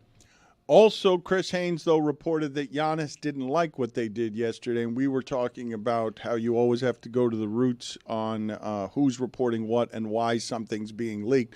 Chris Haynes is known as being Lillard's guy. He's the one who has perpetual access to Lillard. What did you make of the report that Giannis wasn't happy about what they did yesterday, trading for Miles Turner? Not believable. It's just not. I mean, maybe Chris Haynes has bad information. Not believable. Like, Giannis is upset that in a year from now, he's not going to be able to play anymore with a 36-year-old coming off of an Achilles injury. Giannis upset about that? Chris Haynes' information is rarely wrong. Like, this is not somebody whose information is disputed very often. I would think if he got that inclination from whoever it would have been that's close to Giannis, it would be because he just didn't like how it was handled. Because the reports that are out there, including from Chris Haynes himself, are that Dame wanted to spend his time rehabbing in Portland so that he could be around his kids. We know his personal life has been a little wild in the last few years, and that was something he wanted to do, and apparently Bucks management was not happy about that, which is what facilitated this decision. And if Dame was caught off guard, I can understand Giannis at least looking at his ownership and front office and saying, like, man, I don't love the way you guys went about that with a guy who I like. But then that's a super misleading headline then to say Giannis not happy with the way it went down. I don't know that it was a headline. It was just a piece of the reporting.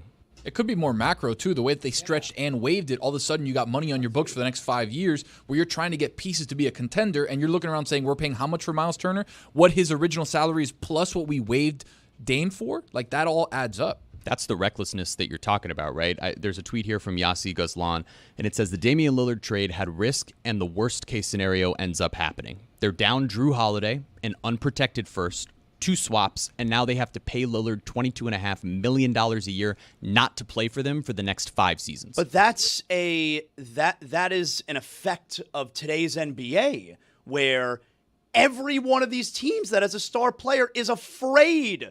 They're afraid of one day their star player coming into the office and saying, I'm not happy. And so as a result, this is the kind of stuff you have to do, because it doesn't matter if a guy's signed to a contract. You're a free agent every single year. That right there is the effect of today's NBA. If I'm Lillard, I'd Bobby Bonilla it. Give me 5 over the next 20. Let's put together the top 5 deferred contracts in the history of sports at Le Batard Show. Jeremy, do that quickly. I'm going to test you quickly. I'm not even going to give you very much time to do it quickly. Put it on the poll at Le Batard Show. Is every basketball player in the world a free agent while under contract? I saw a clip of Steve Phillips explaining why, because I guess he was at the center of the contract negotiation there with Bobby Bonilla as to why it is that they did this deal with him where he would make all of that money. And it should surprise no one. It involved Bernie Madoff. So they were like, well, our thinking is that we owed him like $6 million, and we had this buyout that we'd pay him $29 over 30 years, and we had invested a lot of money with Bernie Madoff. So we thought if we gave Bernie this $6 million, we're going to make $100 million, whatever. We're going to make so much money that this is going to be financially such a great deal for us, because Bernie's going to make us so much more money that the fact that we're dragging this out for 30 years isn't really going to affect the Wilpons at all. So this is a great idea. And they're like, wow. And he's like, You're welcome, Dodgers, for the idea. That's exactly what happened. The Wilpons did have a relationship with Madoff where they thought they'd get more money, and Bobby Bonilla was so terrified of going broke that he said, just give me $1 million a year for 20 years so that I can know that I'm going to have money coming in 2025. Is today Bobby Bonilla Day? Yes, yesterday, yeah. I don't understand, though. What would have happened to the Wilpons if they just gave Bobby Bonilla the $6 million they owed him? They couldn't afford to just give him the $6 million. No, they wanted more. It was greedy. They can afford to give him the $6 million, but they can make more money on that. With Madoff. I've found They some couldn't of do that. both? They wanted more. What do you mean they couldn't do both? Yes, they can do both, but they could make more money with Bonilla's money And Madoff. than they could just giving that money. What to could go wrong? Bonilla. Right, nothing would ever go wrong there. You just give it all. Everyone knows Bernie Madoff totally solid. Don't have to worry about anything. Top 5 deferred contracts in the history of sports. Any OLIs, or are we going straight to number 5? Well, I just have baseball contracts here, but they're all pretty brutal. So number 5, Max Scherzer. He signed a 7-year, $210 million deal with the Nationals in 2015, but $105 million was deferred. So he makes $15 million a year from the Nats through 2028. Of course, he plays for the Blue Jays. Yeah.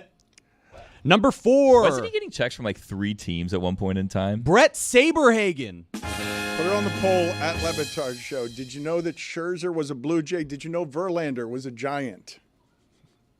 Brett Saberhagen retired in 2001, but he receives $250,000 a year from the Mets. It started in 2004. It'll end in 2029. Oh, wow. So this was another one that the Wilpons did. Same thing, but Bonilla's the only one who gets stuck with it, and Saberhagen skates? What I could go guess the wrong? difference of $1 million versus $250,000, and Bonilla, it's July 1st. But number 3, Manny Ramirez. In 2001, he signed an 8-year, $160 million deal with the Red Sox. They deferred $32 million over 16 years. So he's received $2 million every year in that span, starting in 2011, ending in 2026. I heard Bobby Bonilla say that he gets more texts on Bobby Bonilla Day than his birthday. Yeah. Purely for the money, number 2, Shohei Ohtani. So it's a 10-year, $700 million deal, right? But over 9 years, starting in 2034, I believe, he'll make $68 million per year over 9 years. I know who my number 1 is. I don't know if he's still being paid or not. Go ahead. Let's see if I can get this right. I don't want to ruin it by guessing it, but I think that what Jeremy might say here will be shockingly quiet, that most people don't know what he's about to say here. Do you want to write it down on a piece of paper before I do this so that we can see if it's the same name? Because Jeremy this is doesn't one of trust my Dan. favorites. Doesn't trust Dan, to be honest. No, I just love this as a payoff. Aren't we always looking for payoff? I think it has a little bit to do with honesty. Number 1, Chris Davis. I got it wrong. Who'd you say? Ken Griffey. Chris Davis, former Orioles slugger, signed a 7-year, $161 million deal with the club in 2016, including $42 million in deferred money. From 2023 to 2037, they will be paying Chris Davis. Would you have been honest if you didn't write it down? I would have been, yeah. Okay. Because Ken Griffey, I think, is more shocking than Chris Davis, but they might have been done paying him last year. Did they pay him his last installment? Yeah, last year Ken Griffey Jr. received his final installment of 16-year deferred $57.5 million. So last year, his final $3.593750 million payment. That's got to feel good for all of them, though, right? When that arrives, that one payment arrives 19 years later. You think like 2 weeks before, they're like, oh, let's go out to Shoney's. Like, nah, babe, 2 weeks. In 2 weeks, we can go out to Shoney's with the whole family, not this week. I just imagine them writing a check where it's like, don't cash it for another week. Yeah. Just hold on. Just give me a sec. How old is Bobby Bonilla? He's 62 years old, and he's still getting paid $1 million a year by the Mets. Huge home run, Game 7, Marlins. Huge. The Manny Ramirez story reminds me, I've told it before, but I will tell it again because it is just so great. I used to live in Pembroke Pines in a cul-de-sac in Pembroke Pines called Silver Lakes.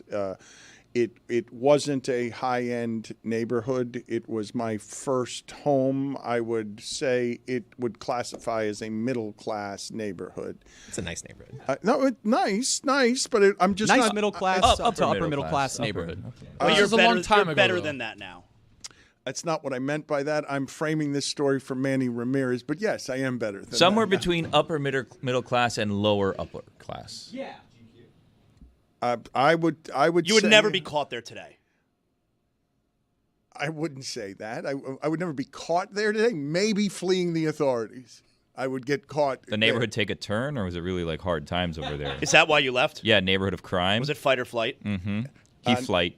It is a very protected neighborhood. It is a cul-de-sac, and it is, though, not a neighborhood that you would be likely to find a famous person, and certainly not one with the wealth of Manny Ramirez. Dan still has the house. It's now just his closet. After Manny Ramirez signed his $160 million deal with the Red Sox, I know that's quaint now, right? I know that gets you a Miles Turner now. But back then, it seemed like a ton of money, $160 million. Reckless. He's walking through what is largely a middle-class neighborhood, and he points at a house, and he's like, can I afford that? And it's one of these neighborhoods where the developer has only made 3 or 4 types of houses. There are no other types of houses. And in fact, I think it was just 3 types of houses in the neighborhood. And he points to one of them. He's like, I want to buy that. Can I afford that? And his agent, Gene Motto, says, Manny, you can afford this whole bleeping neighborhood, the whole thing. You can buy the whole thing for your family, and it wouldn't be any problem. But he had no concept of the amount of money that we were talking about. And I just wondered, like they were always finding uncashed Right. Wasn't there an checks. accounting issue one year No, with him and the team? you please look up for me a couple of stories here. I'm pretty sure Ricky Henderson, his first $1 million check, I believe the A's were like, why hasn't Ricky cashed that? It's because he just put it on his wall. I'm pretty sure Manny Ramirez always had a bunch of uncashed checks. And then there was, I think it was it Ariel Prieto, who came from Cuba, gets $1 million signing bonus and walks around with it in the jeans of his pants for a week because he doesn't understand what banks are. Like he's from Cuba, and so he's got $1 million signing bonus check in his jeans that they're telling him is worth an amount of money, but he just doesn't he doesn't know what banks are, what a check is, what any of it means, so he's just walking around with the $1 million check. How did Manny not have direct deposit? Like, he has an agent, he has a team around him, and he was getting paper checks. Like, he needs to go to a teller every 2 weeks? I think that it might have been before. Is it possible that this is before direct deposit, that people would just be paid with checks? I don't know when we invented direct deposit, but for some reason, Manny Ramirez was pulled over. I think I have this story right. I think Manny Ramirez was pulled over, then made a U-turn and was pulled over again, and then they found the checks in his car, and they found. I'm pretty sure I have that right. I can confirm the Ricky story. In 1982, Oakland A's couldn't solve an annoying accounting error. The answer was framed on Ricky Henderson's bedroom wall. Also, Ariel Prieto did have the $1.2 million signing bonus check in his pocket for a week. Let's find that Manny Ramirez story and see if I go 3 for 3 here, because we've got an assortment of checks for tens of thousands of dollars, uncashed checks found in Manny Ramirez's car. Is Manny still playing somewhere? Is Manny over 50 playing like in Taiwan or something? Still trying to play baseball somewhere? I don't think so. I think we saw him with his son recently. Like, his son was at a showcase or something, but I think his son was praising his swing. So I think he may be done for the moment. He may be done, but there's always another league that comes out. Do you guys ever have jobs where, like, when you got your physical check, it was a race to the bank to make sure you got paid because you weren't sure the funds were going to be there for everyone? My old job, check bounced one time. Are you feeling that way with God Bless Football? No, there's no checks. Right now, this is strictly community service, and it's for my resume. I'm seeing a month ago, Manny Ramirez says he wants to return to MLB, but as a hitting coach. So I don't think he's playing. He's still in the cages, Dan. I just saw a video. Still in the cages. Still just working on the craft. Put it on the just in poll. case. Do you assume that Manny Ramirez will still be in the batting cage past 100 years old? El Duque is still at Tamiami Park. Like, you think I'm joking? I don't think you're joking. My sister played a softball game against Levon Hernandez a couple months ago, And I was like, how is that possible? It was supposed, she works at a school. Was he the pitcher? Okay, so it was a school, and it was supposed to be, I guess, like a bunch of schools. It was like a holiday of some sort that all the schools were off. So the schools have like these softball teams that are playing against each other that are supposed to be comprised of faculty of the school. And she sends me a picture, and she's like, you'll never guess who I'm playing against. And she sends me a picture, and I'm not here to shame anyone. Unrecognizable. I was like, who the hell is that? She's like, that's Livan Hernandez. I'm like, how is Livan Hernandez? Like, Livan Hernandez, is he a science teacher? Why is Livan Hernandez playing in a school versus school softball game at Tamiami Park, other than the fact that I guess we just got to keep our juices going and we need the competition?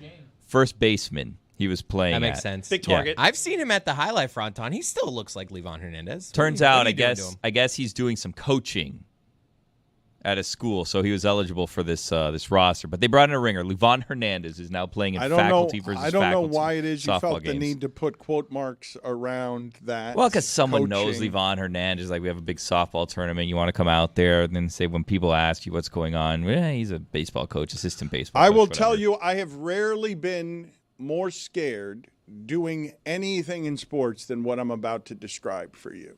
Showing up at Tamiami Park for a softball game, playing third base, and looking in the opposing dugout, and there are Jose and Ozzie Canseco.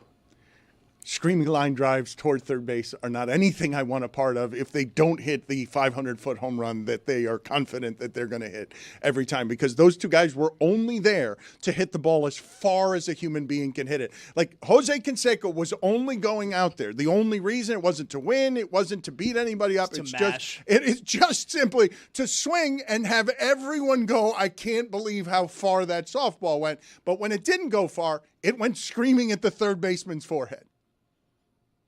And I was too close.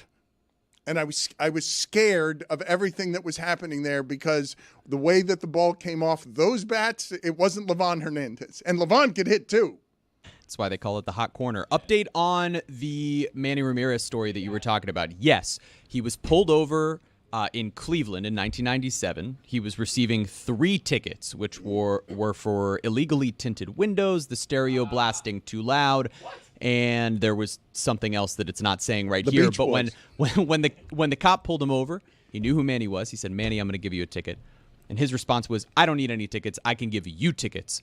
And sped away, pulled around with an illegal U-turn, and then received another ticket. And how many checks were found? There's no details, Okay. and I've just read 3 different articles, and none of them have details of the checks. Okay. But I'm like a dog with a bone on this. I'll find I played it. second base charity softball game. I threw out Derek Lee at first base. Really? I picked that grounder up, threw him out. Wow. That's right. When Ozzie and Jose are there, you got to play Clean. back on the infield, right? Like, if you're playing, Ozzie and Jose are not going to bunt. You got to play back. Agreed. What I'm telling you is you can't play back far enough. I was in left field, and I was still scared. Like, I did not have the arm strength to throw the ball from where I was to the first baseman. You're the cutoff guy. Look, if they hit any kind of ball on the ground, they were going to have an infield single. I was just trying to make sure there wasn't a dent in my forehead. Keep it in front of you. If Pat Riley had punched me with a diamond in the forehead. Zaz, who's the first baseman? The celebrity first baseman when you threw out Derek Lee? I don't remember. But I was double play tandem. I was second base, shortstop, Michael. Oh, wow. What were you doing in this game? Playing baseball. No, I know, but it was a celebrity game. Yeah. Like Make-A-Wish? You know who I am? I'm just asking. I don't know. He's a big star. What year was this? Zaz, Maybe like 10 years ago. Zaz is a big rising star at ESPN Radio. 305-486-GOTS is the number. I've got some more God Bless Football questions, but we've got a Boost Mobile Boldest Take hotline. It's 305-486-GOTS. It has been up and down. It's been better, but it's been up and down. How do you feel about this batch, Chris Cody? I feel good about this batch. It's the Boost Mobile Boldest Take, and it's presented by, of course, Boost Mobile, the newest 5G network in the country.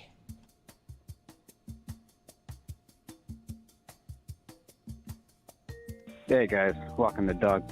Isn't it weird how if you're up for something or down for something, it means the same thing? My boldest take is no one realizes how bad old school wrestlers were. Hulk Hogan, terrible. Finishers, a leg drop? Kidding me? Everyone does a goddamn leg drop. I'll hang up and listen. This is Dan on a walkie-talkie. I don't like the expression, you can't have your cake and eat it too. Why? Who's getting cake and not eating it? Over and out. Hey gang, Ryan up in Washington State. One of life's underrated joys is opening a can of Pringles to find them completely unbroken and perfectly stacked.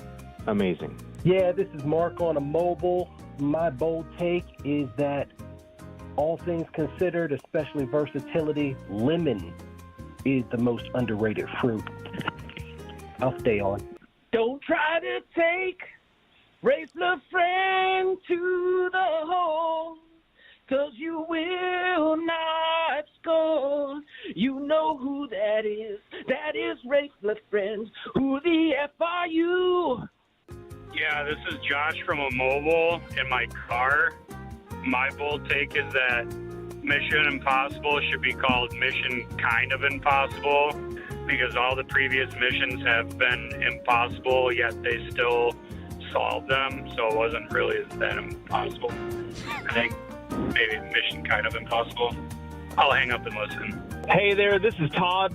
I just wanted to say I miss Stugotz. I'm not afraid to...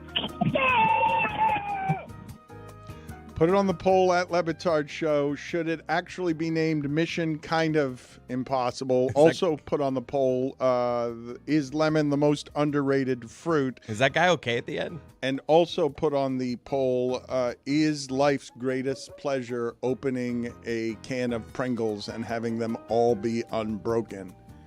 At Le Batard Show. The telephone number again is 305-486-GOTS 4689.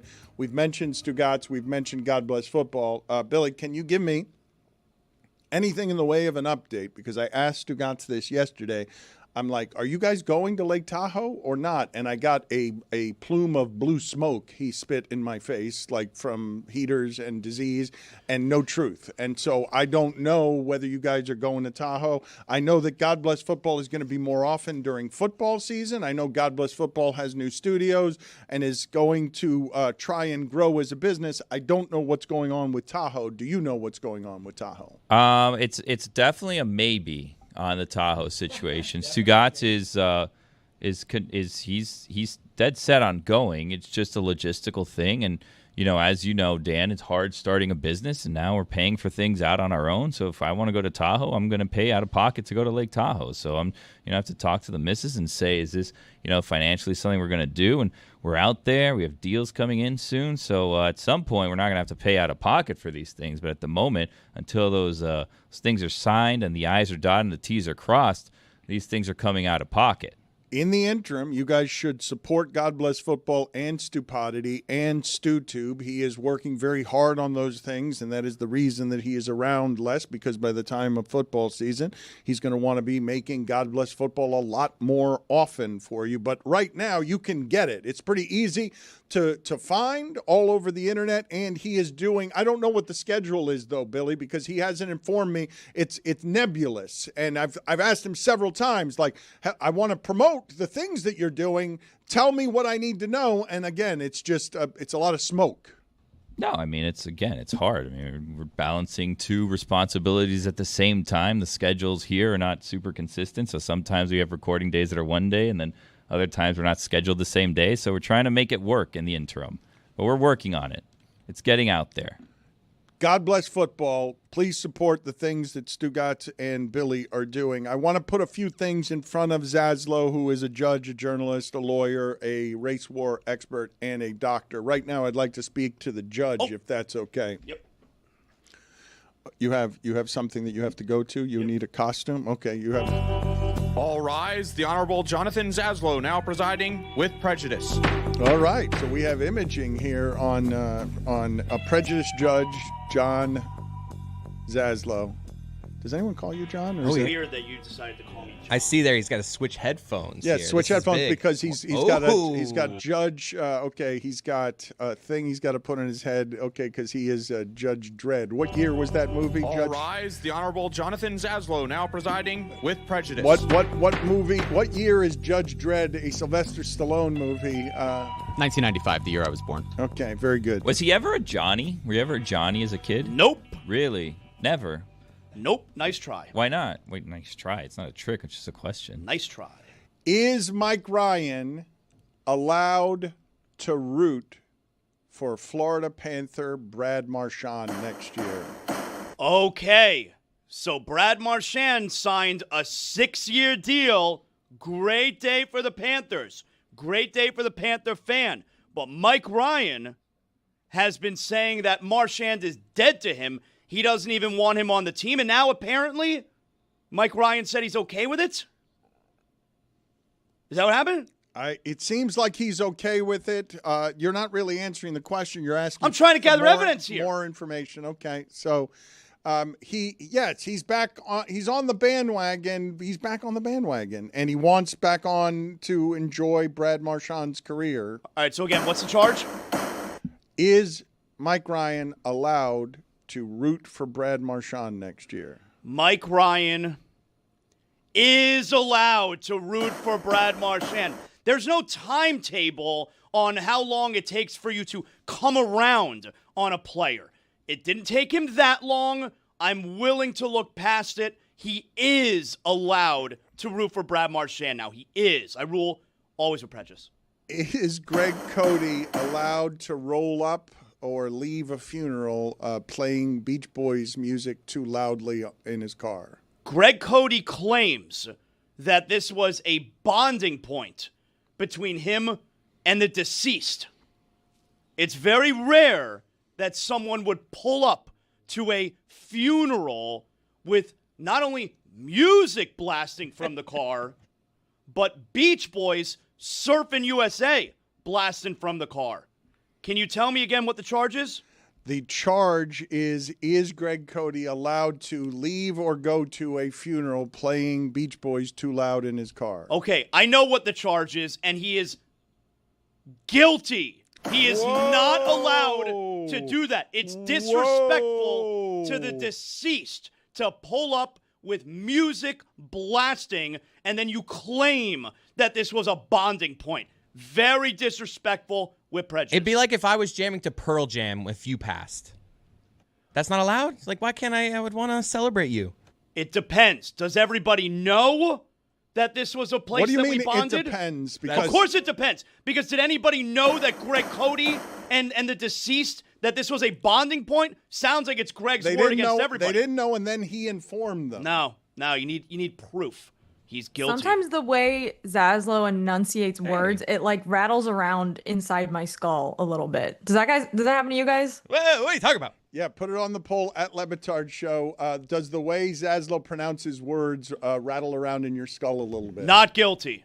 The timing on this and the way that this is played out is simply incredible, because there is a possibility that there's someone who is at home watching with two televisions who on one television is watching Judge Zloow and him telling us whether or not Greg Cody can play Beach Boys and Mike can be a Panthers fan. And on the other one, the jury verdict is in on the Diddy trial, which is a real trial. I'm and the that judge is going there to be, also. that will be read soon. So while one of the bigger trials in pop culture in our time is being read, we are now levying verdicts on whether or not Greg Cody can play Beach Boys while you're wearing a helmet. I thought you were going to say, as one of the bigger verdicts is being rendered, we also wait for the Diddy verdict. I thought is what you were going to do there, because this is the most important verdict. And I've got one more question for Zaz before I go to I'll allow it. To Jessica. Thank you. Judge Johnny. A lot of people are still coming after me because I made the mistake immediately after the Stanley Cup final of confusing Sam Reinhart and Sam Bennett. My excuse is that there are not that many great Sams in sports. At Le Batard Show, put it up on the poll. Are there any great Sams? Can you be great at sports if your name is Sam? And who is the most famous of the Sams in Sammy sports? Sosa would like a word. Okay, that's tainted. What? Whoa. What do you do? Sammy Sosa is a bit tainted, and it's Sammy. Sammy is different. Like Fred and Freddie are different in terms of athletic greatness. Ed and Eddie are different. The one syllable hurts people. If I throw a Y on it, Bill will tell you. Bill Gill will tell you. You need that Y on the end. Is it a forgivable mistake that I confuse the two Sams is the question for Judge Zloow. Sam Bennett won the Conn Smythe a very prestigious award. Sam Reinhart scored 4 goals in the Stanley Cup clinching game. They both have the same first name. Yeah, we covered all that. Quiet in the court. It's your gavel. Quiet in the court. It was quiet. Quiet in the court. I will throw you right out. Like I was saying, confusing Sam Bennett for Sam Reinhart is a disgrace. Oh, no. And I rule with the most prejudice possible. It's unforgivable, Dan Le Batard. Oh, no. Unforgivable. Sam Bradford, Sam Cassell, and Jessica's boy, Sam Hartman. Sam Presti? Mm-hmm. Is the best of the Sams Sam Bradford? Court adjourned. Sure seems like it. Sam Madison. I can't believe I didn't get to. Not a lot of Hall of Famers there. Sam Madison's a good one, but I mean, there are not a lot of. Sam Snead? Sam Ewis. My God. Sam Morrell. Sam Malone. Sam Malone is also a good one. We have not gotten to Red Panda getting hurt last night. Red Panda, for those of you who are not familiar, is a basketball icon. This is as famous of entertainment as you will find anywhere in the sports experience, correct? If I ask you the most famous of the sports experience entertainers, that never happens to Red Panda. How hurt was she?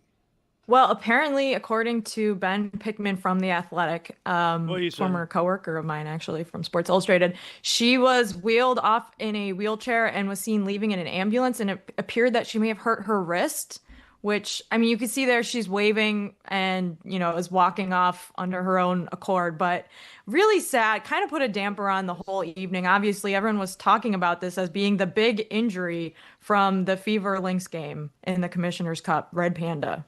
Wheelchair for a wrist? It was. See, the joke is that Caitlin Clark was also out, but you guys don't really watch the WNBA, so I was wondering someone at home got it. I was wondering what your thoughts were on Mike Ryan yesterday. Had a lot of thoughts about whether or not he's allowed to hate. I agree. Mike Ryan was absolutely correct. All these soft women say you can't make fun of female athletes anymore. And he's absolutely right to hate on an athlete that already gets a disproportionate amount of hate without even watching her games. He's absolutely right.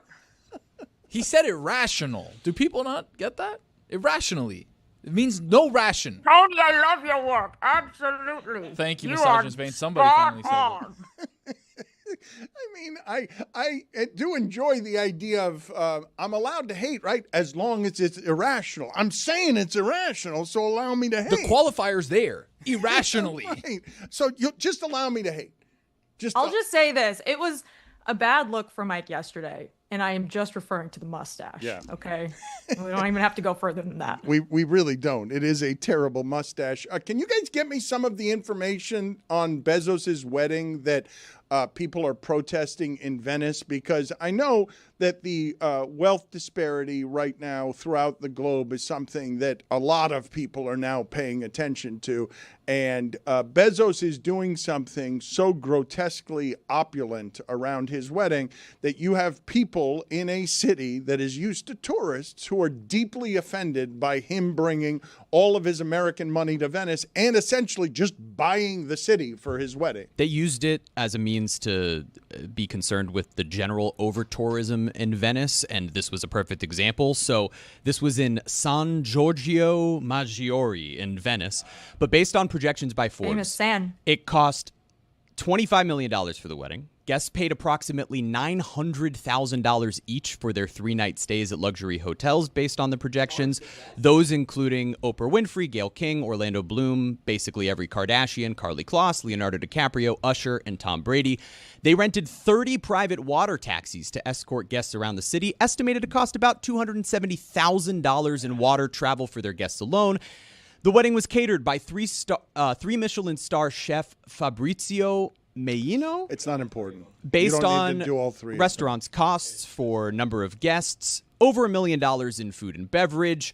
Security costs a few $1 million for the high-profile guests. Andrea Bocelli's son, Matteo Bocelli, sang at the ceremony. He sang Can't Help Falling in Love. You can't Ellie get Goulding Andrea. was hired to reportedly perform at the reception. Sanchez's corseted mermaid-style wedding dress was custom designed by Dolce & Gabbana and featured hand-applied Italian lace. Before Friday's celebration, Sanchez herself made her way to whatever it was, dressed in a 60s-inspired tailored white skirt designed by Dior for the wedding dinner.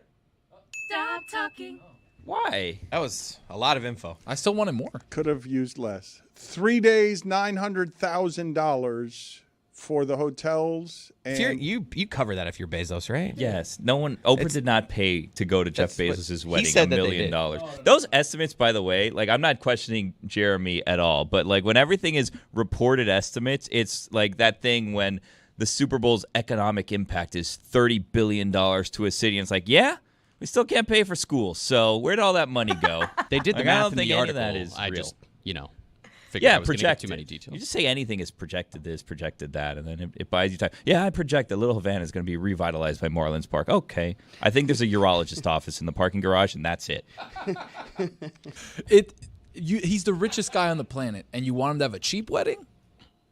Tony, boy. No. Talk about missing the point. No, but I'm asking, like, you want him to have a cheap wedding, or do you want him to have would have the been means of what it is? It would have been hilarious if it was like a $60,000 wedding. Yeah, I can't spend that. Sorry.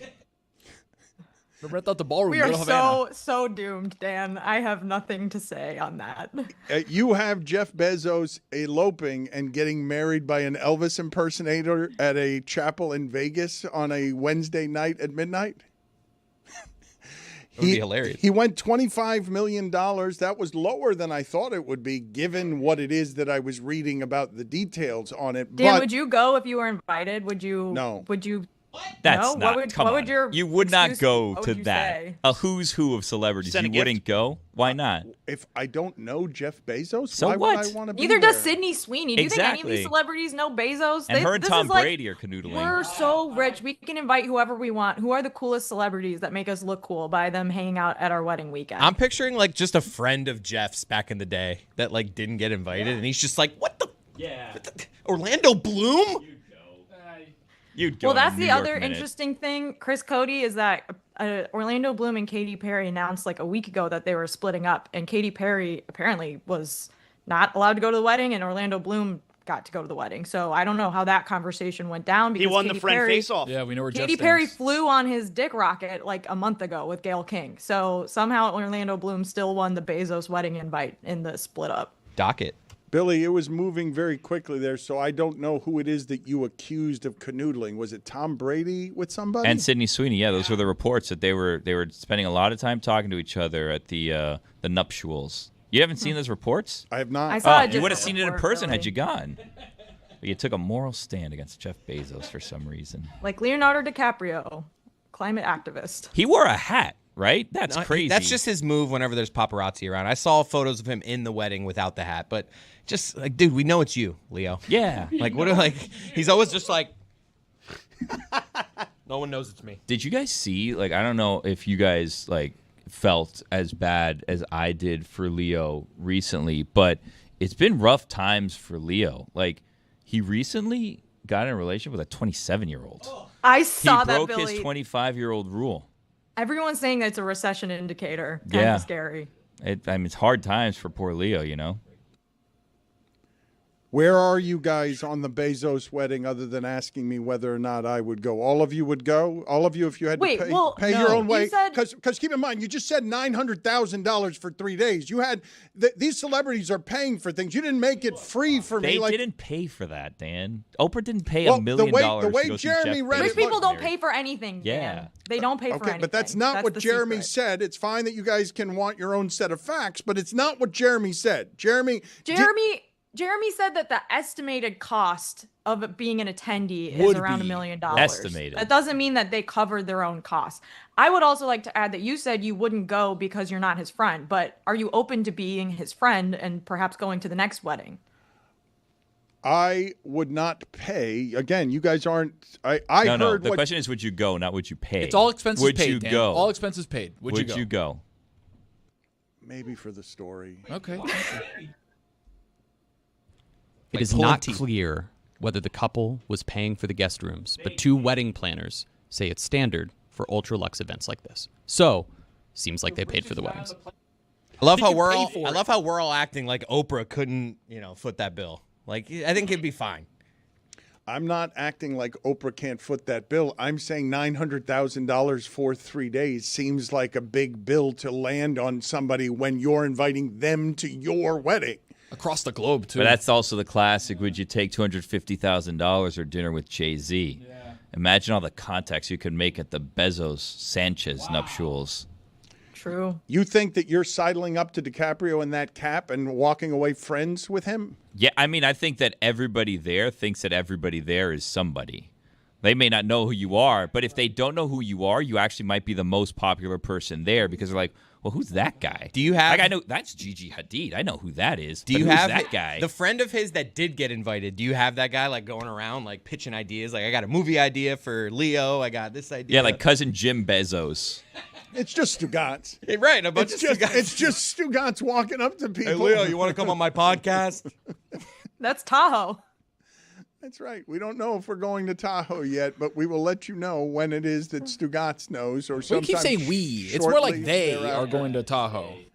I mean, it's always been they go to Tahoe. Yeah. I went actually once. I got a text about Tahoe last night. That's all I'm going to say. Congratulations. We still don't know. Billy, you've got more information on Tahoe than Billy has. It seems so, yeah.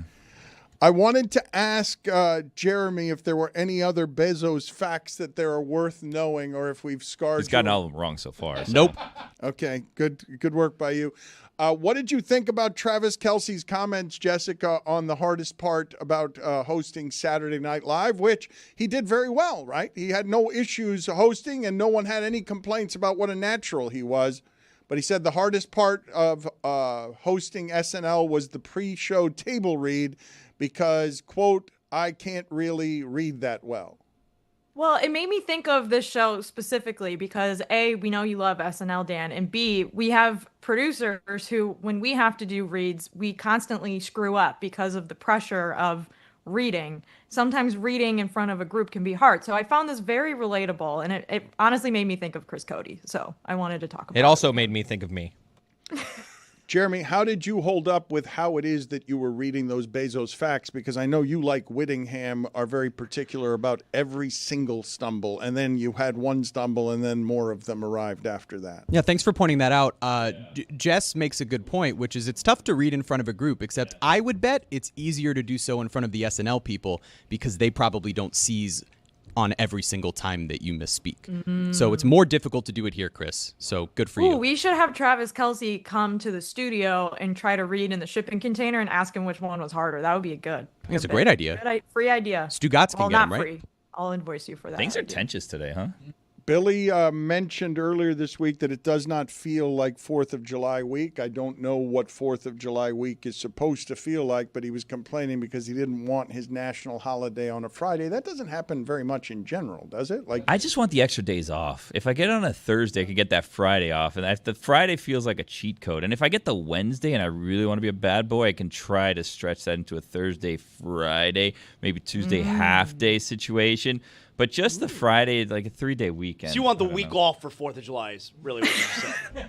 Do you love our country or not? No, I'll be there Monday. All right. I'll show up Monday and half of Tuesday in an ideal world. But now it's Monday, Tuesday, Wednesday. Jessica Thursday. has a top 5 list here of the top 5 worst days for 4th of July to fall on. Do you have There's only 7 options. An OLI? Any OLI I have here? 2 OLIs. 2 actually. OLI. wow. All right. I love this. Go ahead. Number Okay, 7. OLI Friday. That's the one it's falling on this week. OLI. Wow. That's OLI. So that makes it the best day to fall on okay. It's the 7th worst, I would say. Okay. And the 6th worst, I would say, is Monday. So the OLIs are in numerical order for you. Typically, my OLIs are just OLIs. We couldn't put a number in and pin them down, you know? Yes, you're To doing me, a top I think 7. there was... No, it's a top 5. That's a top 7. No, That's a top 5. No, yeah. I'm We a judge. clarified it. Number 5. Okay, number 5, Thursday. Number 4. 5th worst day for the 4th of July to fall on. Number 4, Saturday. Fourth worst, because if it falls on a Saturday, do you even get it? I guess you get a day off Friday at some jobs. That's where you get the federal holiday falls on the Friday. I don't know how that works, but do you? Or a Monday. I don't know. Yeah. I think so a lot of companies will give like the one bookend the week off, but the actual day being on Saturday doesn't do anything for me. Well, it does the fourth worst for me. Is 4th of July something that it must have landed on a Saturday or Sunday, and Yes. I don't remember it giving another day off during the week to compensate for the fact that the national holiday was on a weekend. Well, you tell us, Someone Dan. look it up. We have 4th of July on Saturday next year. Are you going to give us the day off No, on Friday? I'm telling you, we've never had the day before off. Like, not with You this say holiday. this as though we don't just take holidays off willy-nilly. Or just days off willy-nilly because there's nobody keeping track of what days you take We off. got unlimited days off. Yeah, I mean, unlimited means unlimited. If you Thank don't want you, us to Samson. take it, give us a number. Yeah, geez. What number are we on? 3? 3. Tuesday.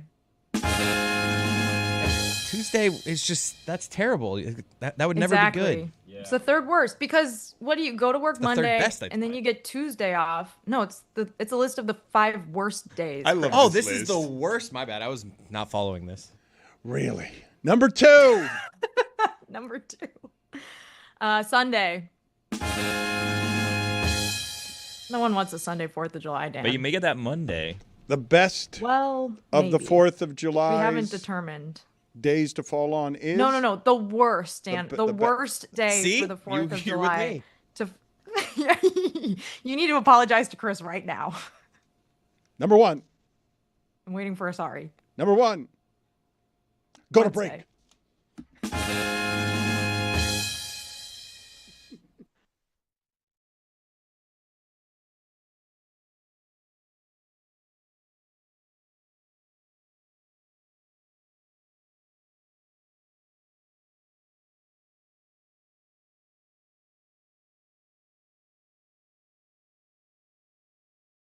Lot better. You really would.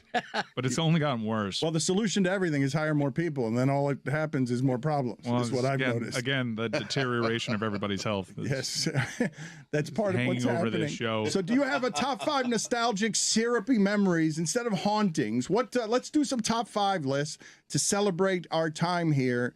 8 to 10 years, so Stugotz can be nostalgic. So that Roy can It's been be 8 to 10 nostalgic. years for everybody else. It's been 20 to 30 for Stu. Yeah, it has. It All really in has. space, by the way. Yep. Billy can get emotional here. Teach the I young don't want to ones. leave.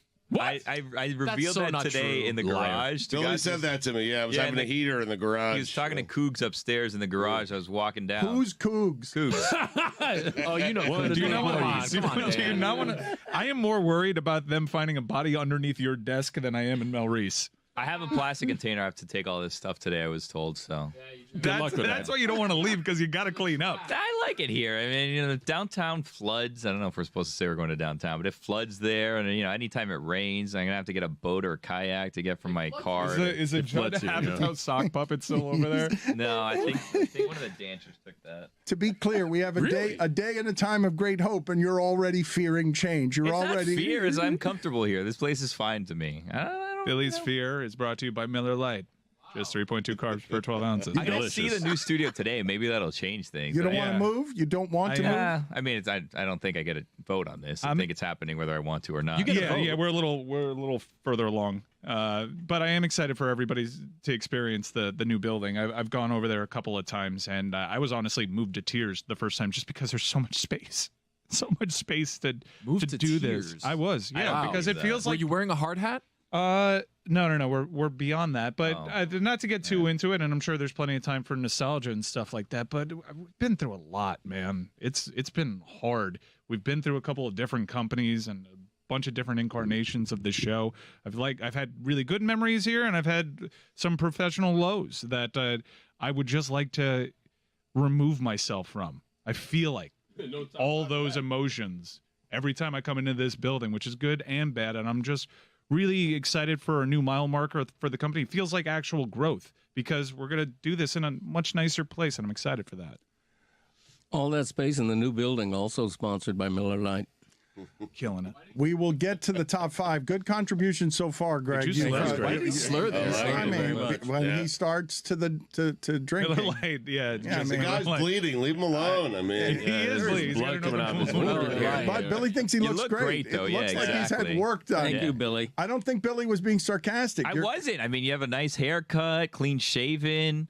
Got a pep in your step today. Pep in it. Mm-hmm. We have. I should probably just tell the audience because I remember promising Stugotz, and I've lied here, and I try not to lie to the audience or anybody. Same. That I would. What happened? That I would show the audience like what the last 2 years have been like while we were doing it. We've just had to conceal some of it because it's been hard and messy, and you've probably felt it in the strain of the show. The show has had to change and be different, and like we thought a lot of people were going to jump with us, and a mean came, and it was a mean, and then we looked and it was still a mean, and it's a mean, and reinforcements are now coming, ever so slowly.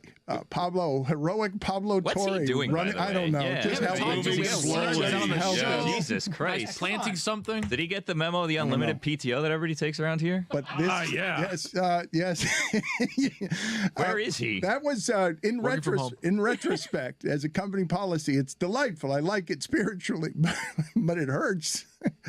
Yeah, it hurts the unlimited personal time off. Terrible policy. But it's a good policy. You got to admit, it's a good the policy is we never know who's going to be here. He's a surprise in that sense. I can answer the questions on where's Pablo, but there's a lot that goes into this move, and if you haven't been able to tell already, Dan will be making excuses on the front end for the dip in quality.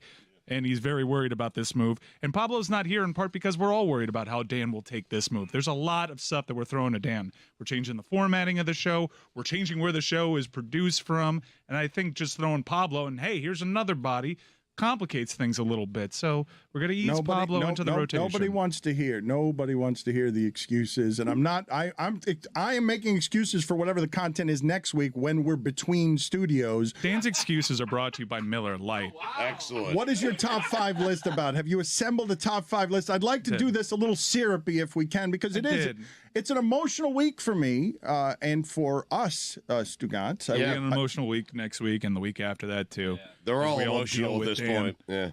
Okay. It's a very sensitive ecosystem, and I'm very worried about changing the ecosystem around Dan. Well, this has been a comfortable place for us. I shouldn't say unlike, like Billy, I am risk averse and uncomfortable with some change. I get comfortable in places, but this place has become physically uncomfortable. But Billy hasn't seen the new studios yet. Yeah. You have. So I was fortunate enough to stop by last week to go check them out. They're beautiful. So I felt better about us moving. You've seen that. But I'll tell you why, though. I will tell you why, and this is way inside, but Conan O'Brien learned it. Conan O'Brien, when he changed networks and it was a big deal and he became an important person, they walk him into his new studio and it's a beautiful auditorium, beautiful, like the most expensive thing he could ever dreamed. And he walks in and he says, oh no. Not because of the pressure, because they used to do an intimate thing in an intimate place in an intimate way, in a way that connected with the audience intimately. And no, you put it in a ballroom in an auditorium as opposed to a place I was here on the weekend with my brother putting up the signage myself. Like it becomes a different thing. And so keep in mind, this place will also be intimate. There's a difference between intimate and crammed like a sardine can. Correct. This place has become physically uncomfortable and people are dying in the building and outside it. We have to move. Yeah. Billy, we have to move. All right, so here's my top 5 for today, and it's brought to you by friends over at Miller Lite who are sponsoring this entire move. And it's the top 5 guests that we ever had in studio here at the Clevelander. In studio guest, huh? Yeah. Okay. This is going to be nostalgic here. Yeah, Huh. and this will also afford you guys the opportunity to chime in with some of your favorites. I imagine I've missed one along the years. So we'll begin with the outside looking in. Were they from here for highly questionable? Or here, are we limiting it to the show, our show? I'm limiting it to our show. I still have Ice Cube in there on my outside looking in. The problem is most of that was with highly questionable, and I don't have a lot of frame of reference for that outside of one of the kings of West Coast rap just wandering through a very tight hall and being really embarrassed about how we'd entertain said king of West Coast I was rap. embarrassed by the hospital couch that had been sent for $50 by ESPN to represent our green room. That was a nice couch. It was a nice couch. No, you've got to be shitting me. The couch was a punishment. You've got to be shitting me, Billy. You did not like that It wasn't couch. a bad couch. It was a nice couch. It was a really bad couch. Billy! Served its purpose. Billy! Sit on it. Billy, it was a terrible couch. It was uncomfortable. It was the couch in a hospital room where they don't want you to spend the night in that It hospital was room. harder than the floor. It was from Hialeah, $50 is what they sent us for a green room. It's a good price for that couch. No. Yeah. Also, OLI, Michael Irvin. That's OLI? That's a good playmaker. What a great day. That was wild. Do you have any sound from that? Oh my God, no! Like nothing that I would stand by airing right now. There was like the revelation that he got quote Lewinsky in his Hall of Fame jacket. It was just, man, he was on one. That day. He was. Yes, And then Stugotz bailed on you guys for dinner. I did. Yeah. that was one of the. Yes, that's what happened. So Stugotz lands Michael Irvin as a guest. He has come here having consumed whatever it is was consumed on South Beach, and then I was having dinner with Michael Irvin and his brother, and paying for everybody in a dinner Stugotz was supposed to be at. Yeah. Stugotz was going to dinner with them. He did not. I did. Yeah. Thank you for that. Now, Dan sounded reckless, but I will implore the audience to just check this interview out, and you can draw your own conclusions. I just because said that was consuming wild. South Florida. That's all I said. That was wild. That experience. That's outside looking in. That's hard to believe. Yeah. And also, final OLI, there was a moment during the Super Bowl down here where Aaron Donald and Ric Flair were in studio together. And that was just really, really fun. Mike, that's outside looking in? Yes, yeah. Well, this will give you the opportunity to cape up for yours. But now we're in the true top 5. Number 5, Dan awkwardly hugging Josh Norman. I don't have a lot of moments I like more than us rummaging through the hotel security cam to get, having talked about how awkward the hug was, but not having televised it in real time, having to go through security to get security footage that then revealed in an investigation that I had indeed hugged him in a way that was more awkward than even we'd explained was pretty good. We covered the shit out of those Carolina Panther teams, and we had very good ratings in North Carolina because of it. We were the #1 show. Yeah, we had a really good relationship with Josh Norman, but just no real chemistry physically when it came to bro hugging. One of the great regrets of watching sports in my lifetime is seeing Josh Norman churn through the machine and go from someone who was interesting and fun and free to the interview I did with him a year ago where he was broken by the system and trying to get on a practice squad. And it's like he would say nothing. It was, it hurt my soul seeing how the machine, I remember saying to him when we talked to him the first time, don't change, please don't change. And then the machine got him. Yeah. Number 4, Jorge Masvidal. One of the great in-studio hits of our show's history. He was so playful. He ate so much. It was crazy to see him. His dad ate a lot. Yeah, but he went outside across the street and put on a martial arts display with Stugotz. It really started a wonderful on-air relationship between Masvidal and this show and Stugotz. And we got behind a fighter that reached the pinnacle. I mean, I know he won a fake belt, but the BMF belt was here in the building. Yeah. We saw that too. That was exciting. Yeah, when he came we back. parlayed that into the weigh-in at Madison Square Garden, me and you. And that Mike, was right? a Yes. really fun chapter in our show's great. history. I look Yeah. back on it fondly. But don't just skip past that, though. Stugotz was on a stage barefoot with The Rock, introducing Masvidal at the height of UFC for the belt everyone wanted, as opposed to all the other belts in that sport. That was at the theater at Madison Square Garden. It was great. It's one of the highlights of my career. What made it even better was there was a Dead show right next door afterwards. Wow. Oh, my God. That's how I got him to go. What a night. That's how I got you to go. Number 3. The relationship, like many things during the pandemic, broken Yes. by the pandemic. Number 3, Derek Dietrich. Oh, yeah. You've got 2 better than this. Yeah, well, Derek, we didn't actually book him. Right? He was just downstairs. He was coming to the pool, yes. Partying at the pool. So a shirtless Derek Dietrich popped into our studio and was just hanging back there. Great body. Yeah, that was a fun, organic moment. One of those only in South Beach type moments, Dan. Again, this list is brought to you by Miller Lite. The part that you're leaving out is that I had said on a very popular local radio show in Miami that Darren Dietrich was not a major leaguer, that the Marlins were employing somebody who was not a major leaguer. And when he came by here, he was no longer a Marlin. He was a Cincinnati Red, and he had hit 17 home runs that month. 17 that month. It was like a record. He was coming in off that. I think that's why he was here. Shirtless. I don't think it was the pool. I don't think it was the party by the beach. I think it's because he hit 17 home runs. So far, not much pushbacks on these, so I feel good about this top 5 list. Number 2, the late, great Bob Saget. Oh, yeah. Fantastic appearance on our show. He was doing Stugotz reservations, but as Bob Saget, he was super playful. He told great stories on the air, and he was FaceTiming with Stugotz's family. He became a good friend of the show, and maybe he's getting bumped up a little bit because of his tragic passing, but Bob Saget, I will remember that fondly because he was so nice to everybody. It was just really cool to have Danny Tanner here in the building. Put it on the poll, please, Juju. Was Bob Saget bumped up a couple of spots because of his untimely passing? Rest in power. Yep.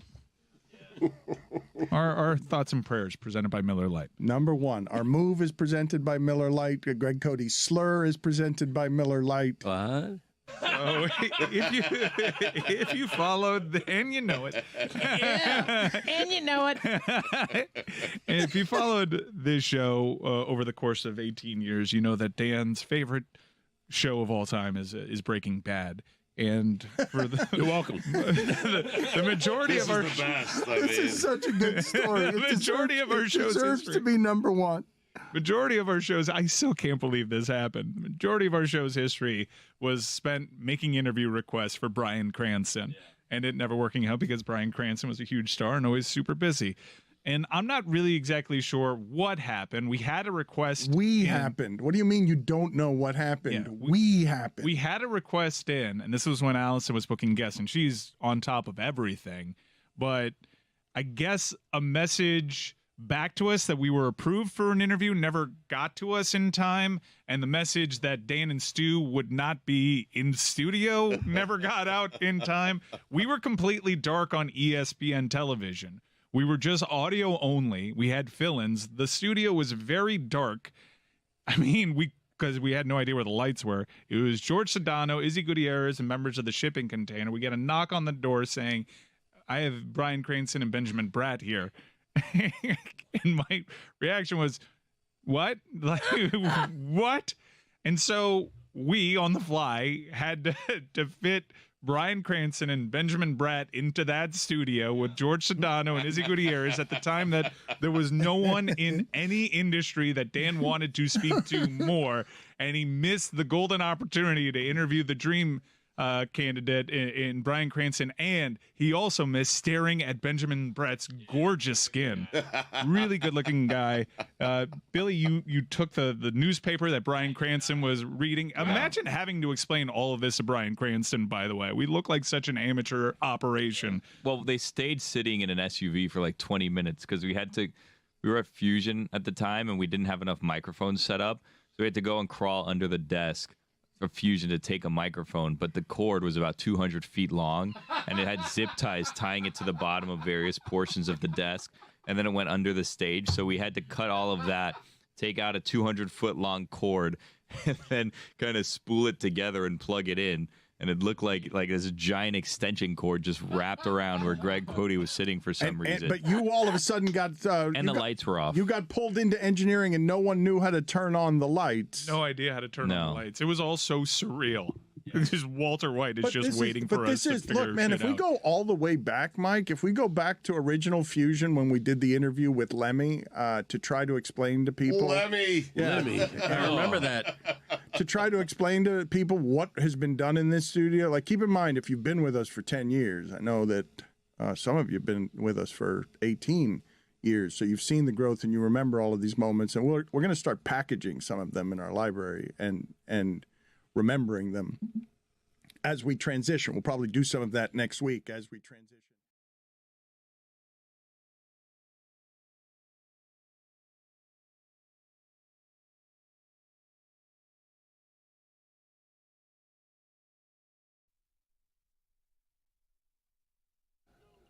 virtually everyone in here and everyone listening to this is more internet savvy than I am. So the question I'm about to ask, I ask with great vulnerability, as often I say things about the internet and you guys ravage me like piranha. I often feel like I'm swimming naked in the Amazon around piranha when we talk about the internet.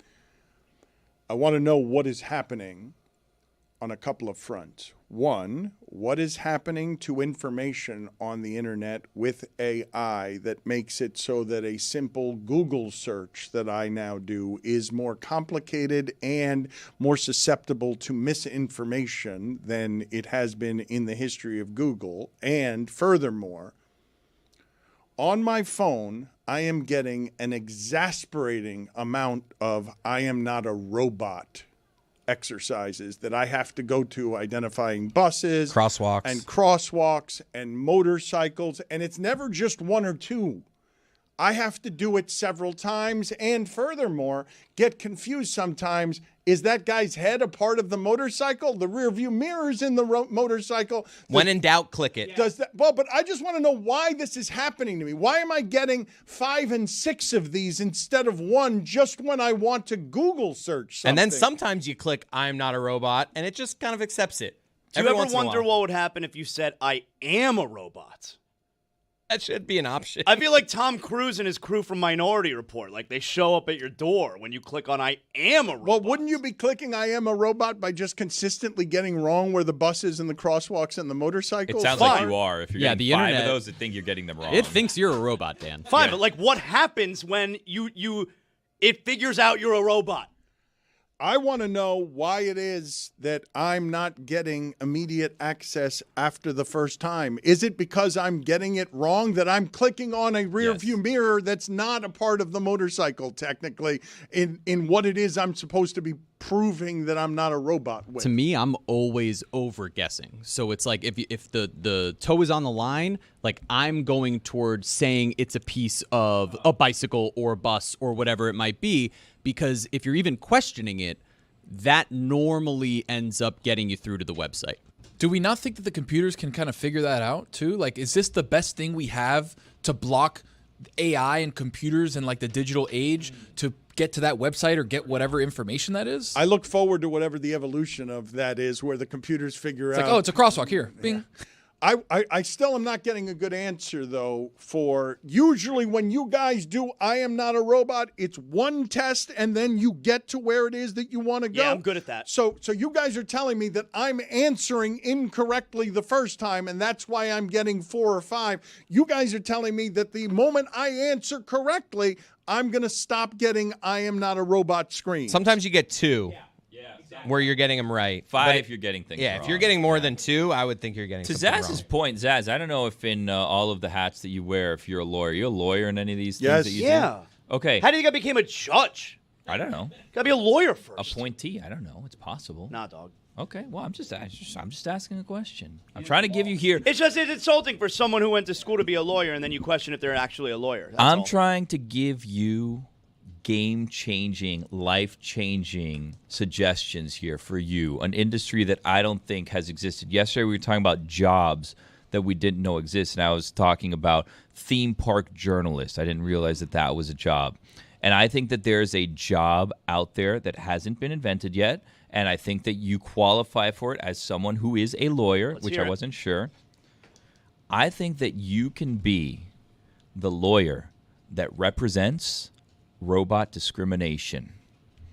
We're trying to keep robots out of all these things. Robots aren't getting their fair shake. Someone needs to stand up for these robots. At some point, a lawsuit will be fired on behalf of a robot that was not allowed into a thing because they could not identify all the traffic lights. And I feel like that could be your lane.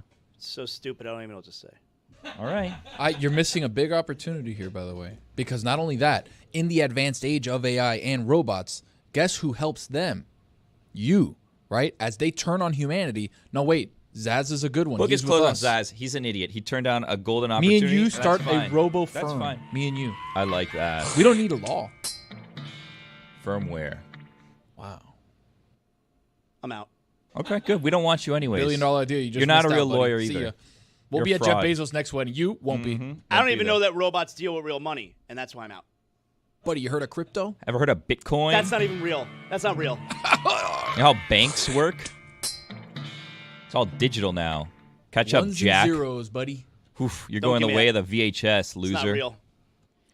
Let me get some sound here from Paul Feinbaum. He is touting, and this is a really fun thing to do at the beginning of July, because I remember many years ago, Beano Cook, he predicted, was it Ron Paulus or Brady Quinn would win 2 Heisman trophies? He predicted one of those players would win 2 Heisman trophies. They obviously did not. But here is Paul Feinbaum saying of Arch Manning, Peyton Manning, and what are you laughing about? I love this clip, but go ahead. You need Okay, to play it first. yes. This is the nephew of, right? This is the nephew of Peyton Manning and Eli Manning. Here is Arch Manning, who's the quarterback at the University of Texas. This is what Paul Feinbaum has to say. They're very capable of doing it again this year. I believe also that Arch Manning is the best college football quarterback we have seen since Tim Tebow entered the scene in 2006. We haven't seen him, though. And look, like, no disrespect, all right? Because college football experts, everybody knows, Paul Feinbaum, Heather Dinich, and me. I do college football tailgate for ESPN Radio, so everybody knows I'm college Guy football turned expert. down being a lawyer for robots. Do you think he knows anything about anything? They don't deal with real money. Don't even get me started. It's funny because the best we've ever seen, he appeared in like 3 games last year. I mean, UT San Antonio, Mississippi State, the worst team in the SEC. Steve Sarkisian decided Quinn Ewers is a better option for us to win football games. But Arch Manning is one of the best. It might be the best college quarterback we've ever seen. What is he going to do against Ohio State? August 30th. Better go out there slinging it against Ohio State. We're already talking about Arch Manning is the greatest thing ever. Tank for Arch. Can we see him play a little bit of college football first? It's crazy. Gotta have a better slogan than that. Tank for Arch. We got to come up with something better than March that. for Arch. Something. Spitballing. We've hardly seen him play. We don't even know if he's any good at the collegiate level. Be starch for Arch. I tuned into to Feinbaum yesterday because I was driving around, and I when you get a car, you usually get like a trial for like satellite radio, so you get anything that's broadcast anywhere. So I'm trying to use it. I've never used it before, but I decided, you know what, I can listen to Feinbaum, and I did it a couple weeks ago. So I was trying to listen to Feinbaum yesterday. Fill in this week. I don't think there's any show, and I don't want to be rude. It was not PB. I don't want to be rude. PB the GOAT. I don't remember who it was, but I've never felt as disappointed tuning into a show than tuning into Feinbaum to not get Feinbaum. It just wasn't the same. And the guy's like, coming up, we're going to take callers. I'm like, no, you're not. Feinbaum once threatened to call the Attorney General on me. Really? On his show. It's a flex. He threatened me to call Jeff Sessions, the Attorney General, and have me thrown in prison. What'd you say? What was your It's a true take? story. What was the take? Okay, so this is like 10 years ago. He didn't know who the hell I am, except he wants to throw me in prison. And You tell me you're playing in an infield celebrity softball game. You threw out Derek Lee 10 years ago? This was before my star turn throwing out. I threw his ass out. That was a hot shot. Threw his ass out. And we used to have a caller on our show. Me and Joy Taylor. We did mornings at 790 a ticket, and we had like a prank caller who used to call other national radio shows, and he would throw my name in there, like he would work in my name. Big hitting prospect, Zloow. What do you think about calling him up? You know, he would get these guys all the time, and he kept getting through on Feinbaum's show. And at one point, now we didn't condone nor condemn the caller. Okay, we had nothing to do with it. It was not part of my show. We didn't condone nor condemn. And Feinbaum got so mad after a number of times this guy got through. He was yelling at his producer on the air. He was yelling about me. I'm gonna call my friend Attorney General Jeff Sessions. Gonna have this Zloow thrown in a gulag. That's what he said. He was going to throw me in a gulag. Gulag is a great word. Put it on the poll at Le Batard Show. Is gulag the funniest word for prison? How do you feel about fanning for Manning, where you're both fanning for him because you're a fan, but you're also swinging and missing? Panning for Manning? Because Arch is going to be harder. Arch, starch for Arch, March for Arch. It's parch for Arch. Parch, you're thirsty. So you're just gonna stop drinking so you can have Archie Manning? I'm parched for Arch. You're gonna stop winning. You're gonna stop the delicious drink and flavor taste of winning. Just living with Cottonmouth because you want Archie Manning. You're gonna parch for Arch. It's not great, admittedly, but it needs to rhyme. We're in agreement. Your alliteration's not enough, right? It's not enough to have an A, ass for Arch. Like you need it's the ch at the end. You need so then you got to go Manning, right? And Fanning and Panning are your only two choices. Planning for Manning. Planning for Manning. You like that? All right, so put it on the poll at Le Batard Show. I think Panning's the best. What about tanning for Manning? tanking a tanking team. Put it on the poll at Le Batard Show. A tanking team's best slogan: fanning for Manning, panning for Manning. Being starch for Arch. Starch for Arch. tanning yeah, for you're just Manning. getting skin cancer because you want Archie Manning. Planning. Darkest fan base. Planning for Manning. Okay. We're in agreement that Manning is going to make this easier than Arch. We're going to quit on Arch, right? No, I'm parched for Arch. So you're mad at Feinbaum for saying that Arch Manning is the best freshman quarterback that I have seen. Freshman quarterback is Jameis Winston. That's the best I've seen in college football. Obviously, Tim Tebow is sort of the symbol for great college quarterback, right? I'd put Ken Dorsey in there as well, Danny Werfel, just a quarterback who you knew would be good in college but might not necessarily be much of a pro. That's not what they're saying about Arch Manning. Arch Manning, at this point, everyone's in agreement, correct, that Arch Manning will be an NFL quarterback. I don't even know if he's good in college. Play an SEC team, not Mississippi State. It doesn't matter if he's good in college or not. He's going to be a professional football He's going to be the number 1 overall pick, even if he's not good in college. I feel like it has to matter. Wait a minute. I'm pretty sure that we could go look up Tim Boyle's numbers, and he has never had good numbers at any level of play, even high school, and yet he has started NFL games.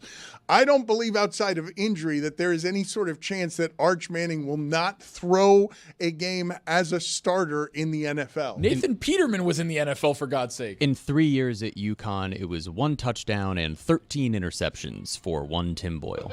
Matt Castle never started at USC, so I guess it is possible. Right, but those guys weren't projected number 1 overall pick. Makes a little bit of a difference, right? Well, if you had to bet and be right, though, Arch Manning will throw an NFL pass as an NFL starting quarterback, yes or no? Yes. Yes. So there's your answer on why it is people are doing this, even though we haven't seen him play much. Like I saw Texas struggling a little bit trying to move the ball, and then they put in Arch Manning when their season ended, and Arch Manning made for Ewers coming right back into the game because they shouldn't have done that. He wasn't ready. He couldn't beat out what is a 6th-round pick who is now a backup quarterback for the Miami Dolphins. It was an injured Quinn Ewers coming back, too. I think it was in the Red River rivalry, and they tried Manning at the end of the first half. He didn't do anything either. I got news for you. Oklahoma sucked last year. Not at defense, they didn't, but they were generally bad. Didn't they play him a little bit in the eliminator against Ohio State? Didn't Arch Manning come into the game in the championship game? I don't think he threw any passes. The expectation on this human being, though, because he has that name on the back of his uniform, is impossibly high. It is unbelievably weird to have a situation with a quarterback you have seen play sparingly, identified by Paul Feinbaum as the best quarterback since Tim Tebow. It's definitely never happened before, right? That a quarterback is projected to go number 1 overall who we really haven't seen yet. That's never happened, has it? Projected number 1 overall coming into college and can't get on the field his first couple of seasons because the starter there is established. And I would say that Quinn Ewers was one of the name quarterbacks in the sport last year, top 5 names of who you'd want quarterbacking your team, and he couldn't beat him out. I mean, I don't know about that, but we're also saying he couldn't get on the field, but that's because of where he chose to go. He could have gone to any school and been the starter had he wanted to. FAU probably would have started. He chose to go there knowing he probably wasn't going to start. Like, it was a decision that they consciously made. Right, but Sarkisian decided that Quinn Ewers was the better option. That's correct. Like, he's trying to win a national championship, Sarkisian. That's right. And he decided Quinn Ewers. He had a team that was points away from being as good as Ohio State last year, and he started the other guy.